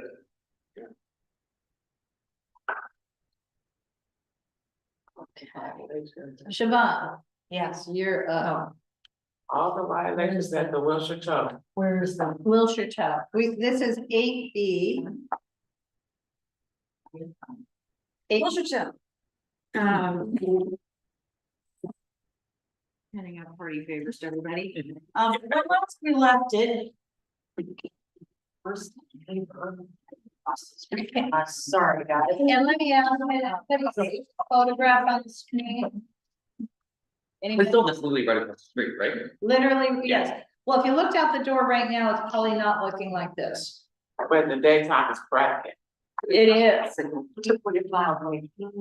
So when last we left this back in June, I agreed to put together a letter corresponding evidence to give violations to their conditional use permit. What the letter basically states is that is a 5-point demand letter. So what we're asking them to further do is immediately revoke their conditional use permit. If they're in violation of the terms, immediate enforcement of their order to comply and cease operations to the eastern limit, that two over here, which they have been operating on illegally since 2025. You're asking the zoning administrator to call a hearing to review the effectiveness of the conditions for office and dispatch use only, since they're not working to eliminate blight or nuisance. Right? The police commission, we are asking them to rescind the site's licenses. They operate as a official police garage. And it's clearly overwhelmed by service to 2 stations, Wilshire and Olympic. And they're not able to properly support them within the limits of the permit here. And the grace of the community within which they operate. And we're asking the city attorney, hold Wilshire Trust accountable for its failure to comply with the order that was issued in January of this year. Somebody actually made a complaint to the Office of Building and to the Office of Building and Safety about the 2 additional parcels that they moved into without the proper permits. And there's a copy of the order to comply that the zoning administrator issued, asking them to cease operations immediately. Reader, they did not cease operations immediately. So there's a lot of words in here. Basically, they are the worst neighbor in the world. Now they've started doing things like sidewalks. This is just a few days ago. Right. So I'm gonna. You guys have been so engrossed with a letter. There's a blue curb right there. It's kind of hard to see. That's a handicapped curb. So if you were a passenger and you're getting out of a handicapped vehicle, you couldn't even walk around there because they have vehicles parked outside. So this is, we have about 30 photos like this. Yeah. Your guess is as good as ours. Oh, they aren't enforcing the conditional use permit. They should be cited. Yes, they should have been cited long ago, probably. In our position, the ZA is unwilling or unable to enforce the conditional use permit, so they need to just pull it because they can't revoke it. They continue to violate it because they know they're not going to be cited, because they know there are going to be repercussions. Okay. Sorry. So anyway, I don't know if you guys can see Laura speaking, there's the forklift also on the sidewalk in this photo. Yeah. The forklift guy has been using the sidewalk like it was a street. Well, you know how these forks pile up on the side. Anyway, so I guess you can see the photos, and again, Yeah. there are 5 photos The way roads.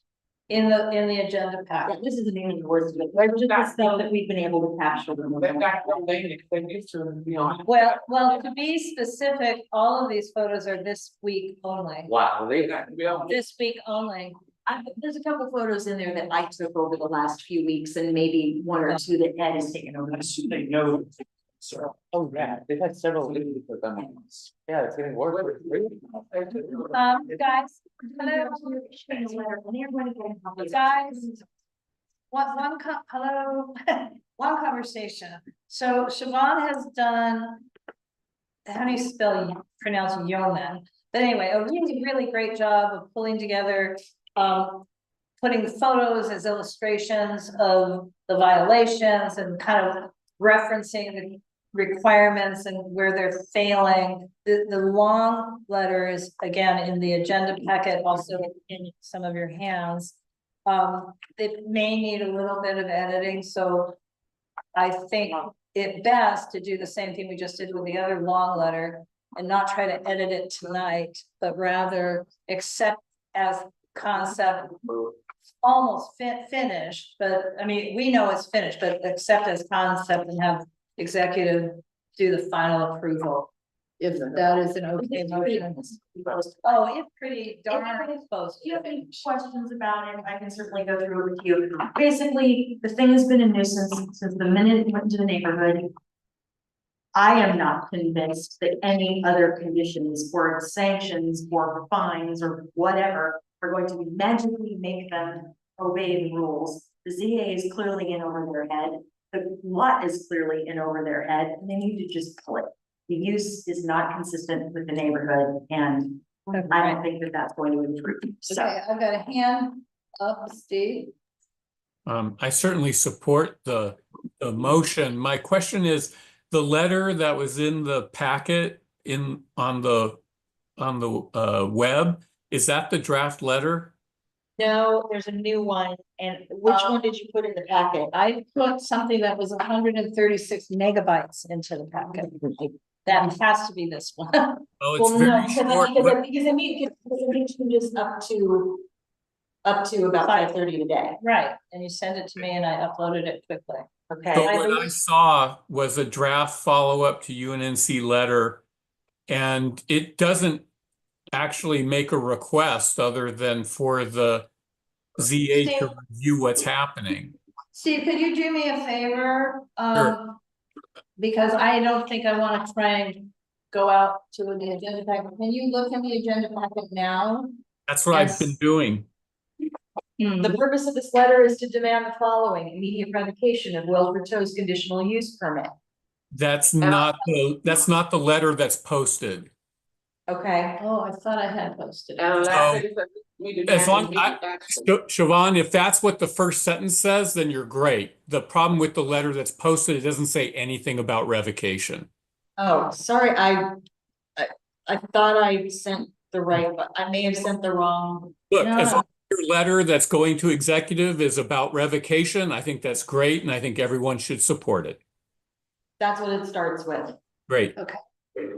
Well, all right, so. So it says we demand immediate action, so we do have that too, right? Well, here in the room, we have printed paper. So the Brown Act regulation is if it's not in the packet now, it has to be in the packet within 24 hours. Okay.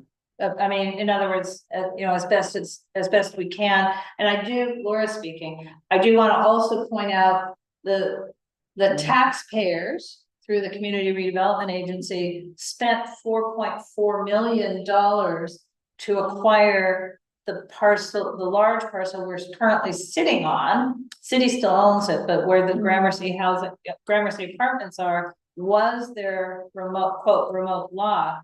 The Community Redevelopment Agency acquired this lot and then acquired a lot on Gage and Western for them to move to, which they did move to help eliminate the blight that was here. Something happened a year and a half ago, and they moved back when they had the opportunity to take these lots. And so, but we've already spent the $4.4 million plus whatever the other lot was. And it's just offensive. I don't know if we say that in the letter. Oh, yeah, I think we do. Yes, we do. It's okay. So can we do a proven concept? We'll make sure this letter is uploaded. It may be that it was too large of a file and we'll have to split it into 2 files. That might even happen. But on the back page here, it says 6 or 17. Because there are 2 annexes and those have the photos. Yeah, there's appendices. So that may be, so it may be that it got booted out. I did upload it, but it may not have like settled. And, okay, but can we make a motion and approve it? Or, I have Siobhan having made the motion. okay, Okay, do you have a second? I'll second. Okay. There you go. All right, Candace, Yes. so Britt, yeah, Elizabeth, Hunter, Yes. Laura, yes. Joe, Yes, absolutely. excellent, Shannon. Yes. On the yes, Kareem, Yes. Michael, yes, Siobhan, Sandra, Yeah. Caesar, Yes. Josh. Yeah. Okay, the next item, Elizabeth, are you good with 3 minutes? Yeah. I think we got And, I'm gonna,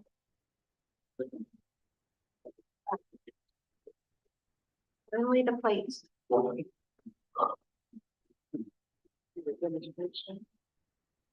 okay, so this item is 9, approve a community impact statement regarding council file 260925, which is a motion regarding creating an organics processing and composting master plan for the city.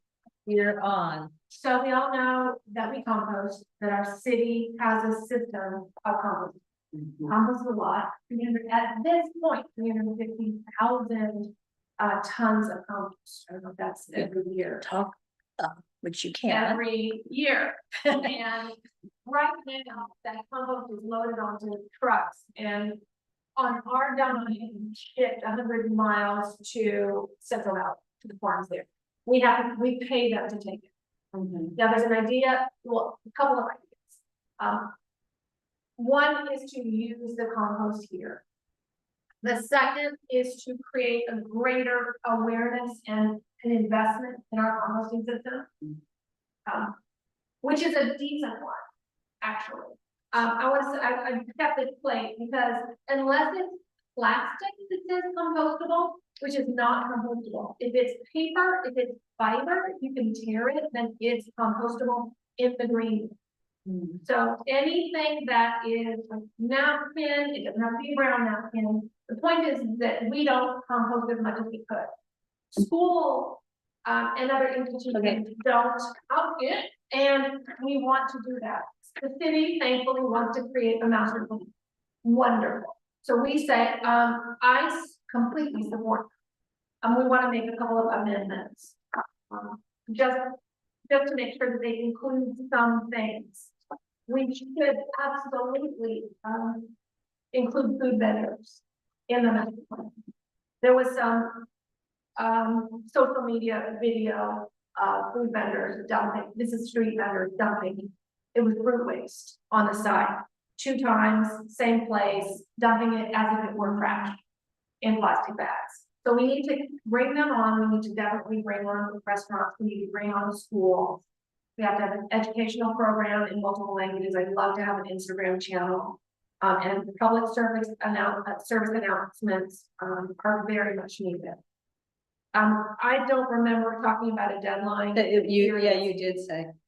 Well, think about it, but that you want metrics. You wanted a deadline for compliance. I don't remember that. That's what I'll say. I don't remember that. But the thing is, the master plan is a great idea. It's going to be complicated, and there's going to be, I would say, a lot of outreach, a lot of education. So as long as they do it right, you know, I think we can have a really good system. And then also transferring 350,000 tons of compost back into the streets of Los Angeles is kind of a big deal. So yeah, anyway, so I support it. So the motion would be to submit a community impact statement in support of the broad idea, but with amendments that include a better educational program, targeted education, broad public education. This is from the environmental committee, targeted education for restaurants and other food businesses, and a deadline for compliance, which Elizabeth doesn't remember was, maybe it was some, it could have been Sunny. No, we were not good at our protocol. Sunny was in the room as well. It could have been her who said that, but we voted for it. Anyway, as a committee. And One benefit of a greater composting system, a bigger composting system is less than they. Right. So, If you think about a landfill, and we have underground fires in our landfill, we have green papers. I do do a motion. Underground fires, and we I did do a spread, motion. so it's all that's. And any food that belongs in, that goes into a landfill creates methane, which then is not generally captured and used. It goes out and nothing's terrible. Okay. That's worse than CO2. all right, so motion is to support the Support motion. for a composting master plan. Great. With the city, with special notice to the need for full, full funding, good employment. Education. Awareness. And then, lastly, because we did talk about this. We do not, Los Angeles doesn't actually have a composting facility that's hot enough to do a good job composting the compostables. The plastic compost. No, even, It's fiber. If it's fiber, then it can go in the compost. yes, If it's plastic, if it looks plastic, feels plastic, don't put it. all right. So you're making a motion to. Support the master plan. Rebecca, who's making a second? Second. Hunter second, that was fast. Right, Candace, Good job, Elizabeth. Now you can. Sorry, I was on mute. Yes. excellent. Dr. Chris? Yeah. Elizabeth? Yeah. Hunter? Yeah. Laura? Yes. Joe? Yes. Shannon? Yeah. I'm a yes. Marie? Yeah. Michael? Yes. Siobhan? Yes. Sandra? Yeah. Caesar? Yes. Josh? Yes. Candace, you're up. And I'm bringing up the June MER. It's June and July, not I May. know, but I can only Okay, do one at a time. got it. No, I Bringing up, just saw the agenda said May, so I'm just making sure you got the right ones. I adjusted the agenda, sorry. Oh, The one okay. we had tonight said June and July. Okay. I did, there is an error, life is hard. Anyway, No, it's all good. All right. So, June of this last year was the last the last month of our fiscal year. So you'll see a lot of big activity here. Most of the things that we spent money on were our tabling events that occurred in later June. So, the LA 28 Play Day and the Debbie Allen Street Fair. We also have refreshments, our usual, still in the market for a new storage spot. So open to ideas of who is going to if someone can find somewhere that's less expensive than public storage, that'd be great. Let's see what else. We paid Zumwinkle for web maintenance, and then the rest of the money is paying out our MPGs that we approved around the end of the fiscal year. so I will say I'm having trouble navigating, but that is because there are 58 pages to this MER. MERs are usually like 11. Like, yeah. So anyway, yes, this one is this long because this was the last month in the fiscal year. So we try to get everything done before July 1 hits so that we stay in the right year, because the money rolls over exactly on July the 1st. So I'm scrolling real fast. What's interesting is when the clerk somehow does something to the BACs that we upload and they lose all the information. It just has the signatures. It's weird. Oh, okay. Look So at that. do we need to, see all of it or? just- Yes, Well, yes. Technically, I have to scroll through everything, but that's why I'm going fast. It's Okay. just that it's 58 pages. Can we make a motion on this? You now? can. Yeah, well, I move that we approve the MER for June 2026. I second. All right, I will call roll. Candace? Yes. Okay. Yes. Elizabeth? Yeah. Hunter? Laura, Yes. Josh, Yeah. Joshua. Oh, sorry, I'm older. Yeah, Joe, Yes. Shannon. Yes. Yes, Kareem. Yeah. Michael. Yes. Siobhan. Yes. Sandra, Yeah. Caesar. All right, now we move on to July, where our new budget begins. So we are down to $25,000 until we get our rollover money in September. So all that we spent in the month of July was for refreshments for our meeting in July. And then we also made an outreach expenditure for $40 for treats to be handed out at Movies in the Park for Benny Potter at the Benny Potter Park. And look, you guys, it's 6 pages. Yes. So far we are within the bounds. So everything we approved today is within the budget for outreach, and we have about $3,500 left. So to make a motion. She makes the motion. Do I second? So I move that we approve the July 2026 MAR. That's it. And second, all right, Kansas. Yes. Hunter? Yes. Elizabeth? Yes. Hunter? Yeah. Laura? Yes. Joe? Yes. Shannon? Yes. I'm a yes, Green? Yeah. Michael? Yes. Siobhan? Yes. Sandra? Yes. Caesar? Josh? Yes. Okay.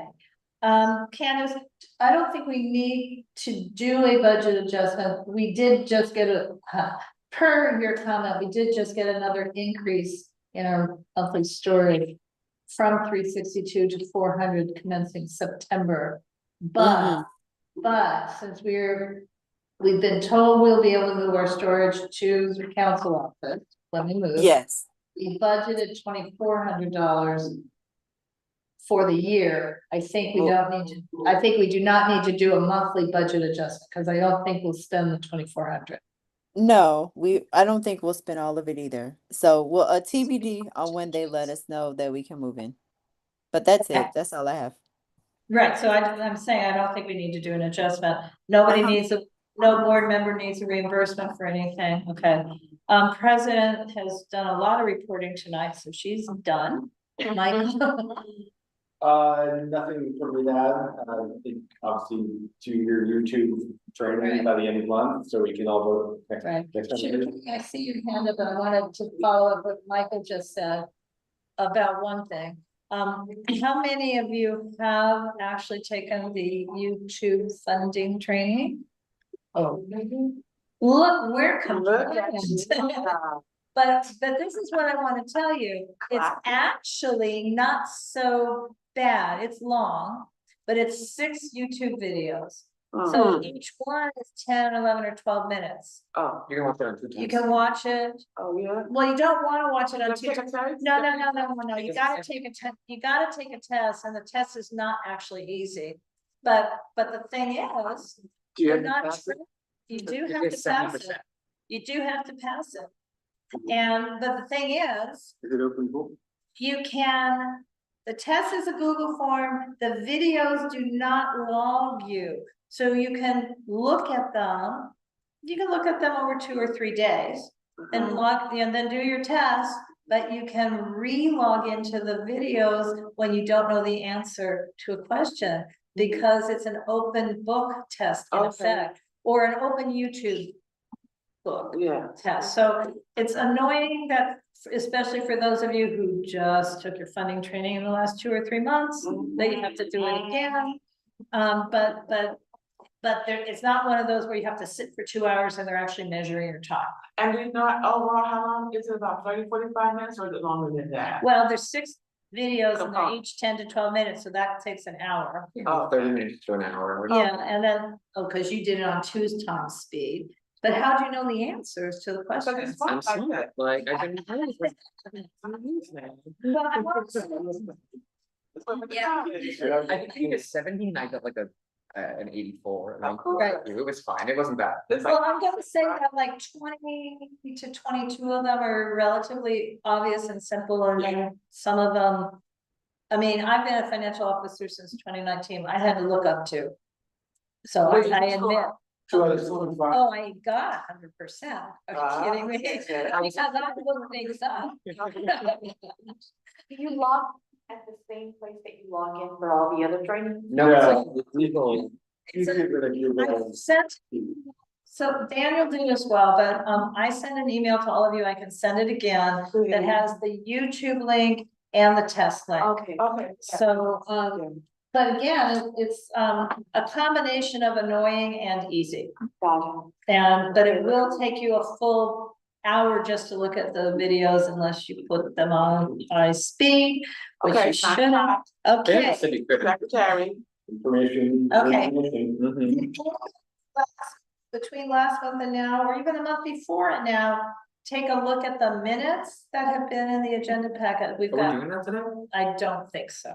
March, April, and May are in the agenda packet, but we are at 9 o'clock. We haven't approved meeting minutes in. Since March. 7 months. Said election form that we had to do. We did it. We did it. It's not for us to do. We have to do it at a down. Oh, actually, We I voted. didn't see the worksheet filled in. Oh, no, it's a PDF. I can't fill it in here. And it's a Google, it's really they sent me the PDF so I could post it, but it's a Google form. Okay. Well, we can still vote on minutes and because we've all looked at them all the time, but we just haven't had a chance to vote on them separately. So can we vote now tonight for all of them? Well, I'm asking who's read them, because you can only vote on an individual month if you were present in the room. Oh, really? You can't vote not present in the room, but present at the meeting. Zoom or present, yeah. So we'd have to actually look at them to just see who was not absent. So what? I'm sorry, can I make a suggestion? Can we move the minute approval to the front of the agenda for September? Yeah. So that way we get to it and knock it out, so we don't have to keep rolling it, because when it's at the end, Yes. it gets forgotten. I'm Okay, gonna remind everybody that I will not be here for the next 2 months because I'm getting married, so. September or probably October. So do we need you to be present you just need to give us the minute. That's fine with me. I'm happy to do that. You have a 2-month honeymoon? Yes, I do. And that's it. But listen, he can only kind of know who came to each meeting, so we'll know. I have the attendance in the top. Right, perfect. Okay, That's so, well, congratulations. Congratulations. So- I'm gonna give flowers for you. We need one, so there you go. What else is on this agenda? Because For next coming up event. oh, okay, because sorry, look at my one, mine has. Me as well. So can I talk about the outreach stuff? We are, yes, the next Okay. item on the agenda is the outreach events. So we have to move the part on what, the August 11th, can you talk about that when I put out a little? Okay, well, we have, volunteer. here, I am going to do this. Oh, no. I don't think anyone's allowed to talk about that. Okay, bless your heart, baby. We're living on borrowed time right now. So- It's a wrap this up. Talk about that. And 21st, 22nd, those are coming up, and then the next meeting we talk about jazz stars. Okay, so what I'd like, guys, what I'd like you all to do, because Jazz Under the Stars, we don't need to finalize who's when. It is 3 nights. I'm available and unavailable simultaneously. I will be at the booth that's right next door all 3 nights, but I'm not available to be in the Unnc booth except for emergencies. So Laura, do we have a meeting before this or no, huh? We're gonna have. We will have another meeting 2 days before the. September. Yeah, so what I would like to do is, let's get our hands up, who's going to the August. 11th, August 11th. Uh-huh. Who can help at Movies in the Park, August 11th? Hunter says yes, Elizabeth says yes, Shannon, and Laura will try, because, Laura will bring the food. I will be there, but I don't know how long. Okay, now. And then, go to the Hey, next Laura, am I available to volunteer? yes, you are, but you're. That would be please- great. Thank you. Okay, so then August the 21st, 22nd, 23rd is the carnival. Well, I mean, we'll have one day, That's one time. The council District 10 has been asked to do a booth. They don't want to be there for 3 days. So they're asking Mid-City Neighborhood Council and us to, pick a night. well, Let's look at the. yeah, so we're not gonna do Friday. So Saturday or Sunday. Let's just do August the And I'm 20. again asking if it's possible to 22nd. volunteer before you volunteer. Yes, Wednesday. Yes, we can You can't Thank you. volunteer. So August 22nd is a Saturday. Can we put us down for that day? Sure. Okay. And And what then- time is it? Do we know? I have no clue. Okay. Well, I mean, these carnivals are usually late, like, No, they are the daytime. It's Black Ops Street. it's the evening. Well, is it both? Because the street will be closed starting Wednesday through Monday. So Doc, do you know about what time it is? This is the jazz. No. No, this is the Los Angeles LAPD Police Museum Carnival. It'll be on Washington Boulevard between 10th Avenue and Crenshaw. It will be a carnival. It's gonna have Ferris wheels, lots of stuff. I would say we should do an early shift before it gets really So noisy. could you find out, could you find out what Sure. time and put that also and then on the jazz and the app, do you want to talk about that one now? Or what? Just let's. According to the internet, it says its hours are Friday 5 to 11, Saturday 2 to 11, Sunday 2 to 10. Oh, we're gonna do 2 to 4. No, it's on, no, Washington Boulevard. It's right down the, well, it's on in the shopping center. We'll put it down and we'll determine We'll that. we'll find out what time this council office gives Got it. us our space, And but then it'll next last one. for Saturday. So on the, Jazz Under the Stars, we're there starting at 5 o'clock and we stay till 9, All 3 nights? all 3 nights, I'll be in and out. as you did last time. I will be, like I said, right, literally 3 feet from there. And then beyond that, we don't need to set it up tonight, but I want you guys to know, because it's essentially 2 shifts, each of 3 nights.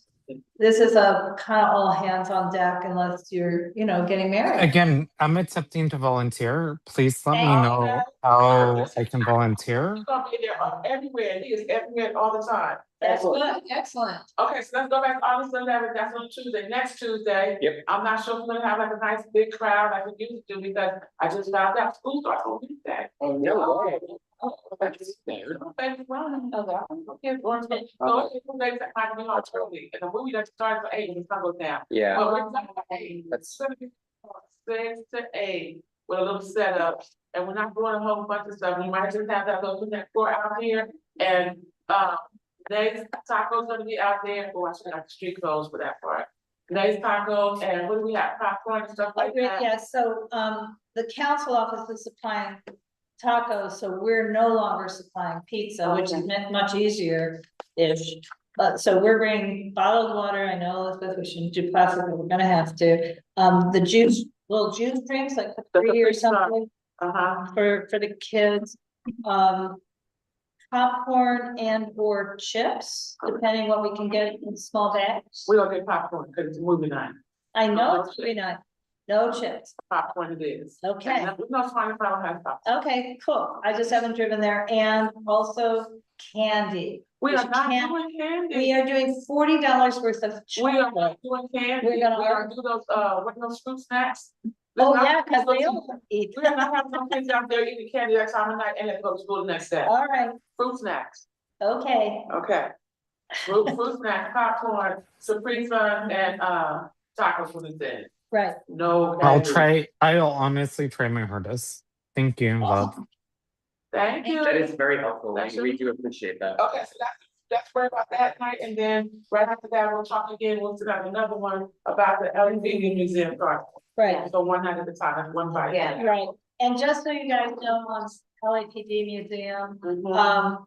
it's weird that they're doing this fundraiser, but it's not weird. It's something happened, which is that during the unrest related to ICE in Yeah. downtown about a year ago, Yeah, for whatever reason, some of the people who were civil unresting yeah. vandalized the police museum and vandalized materials in it. So they're fundraising.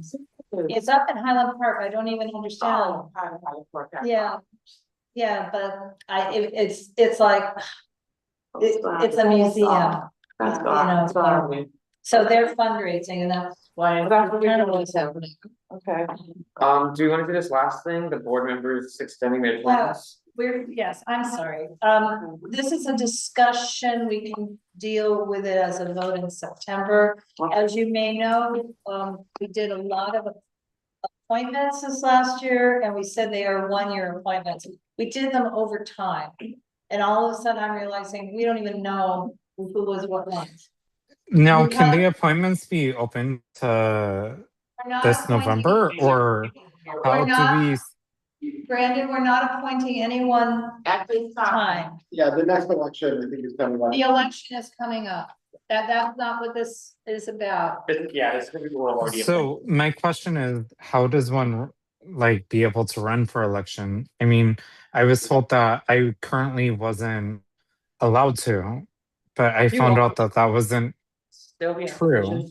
No, by Laura, I was told that I wasn't allowed to run. So I just want to make sure. I think right now we're looking to wrap up this meeting, but everything's on the website in terms of how to vote, when the elections are. all that. Another year. Okay, so the thought was just to make it clean and easy. Is to everyone who we appointed this past year, but I realize I actually have to ask people individually. We would extend their 1-year appointment to the end of June 2027.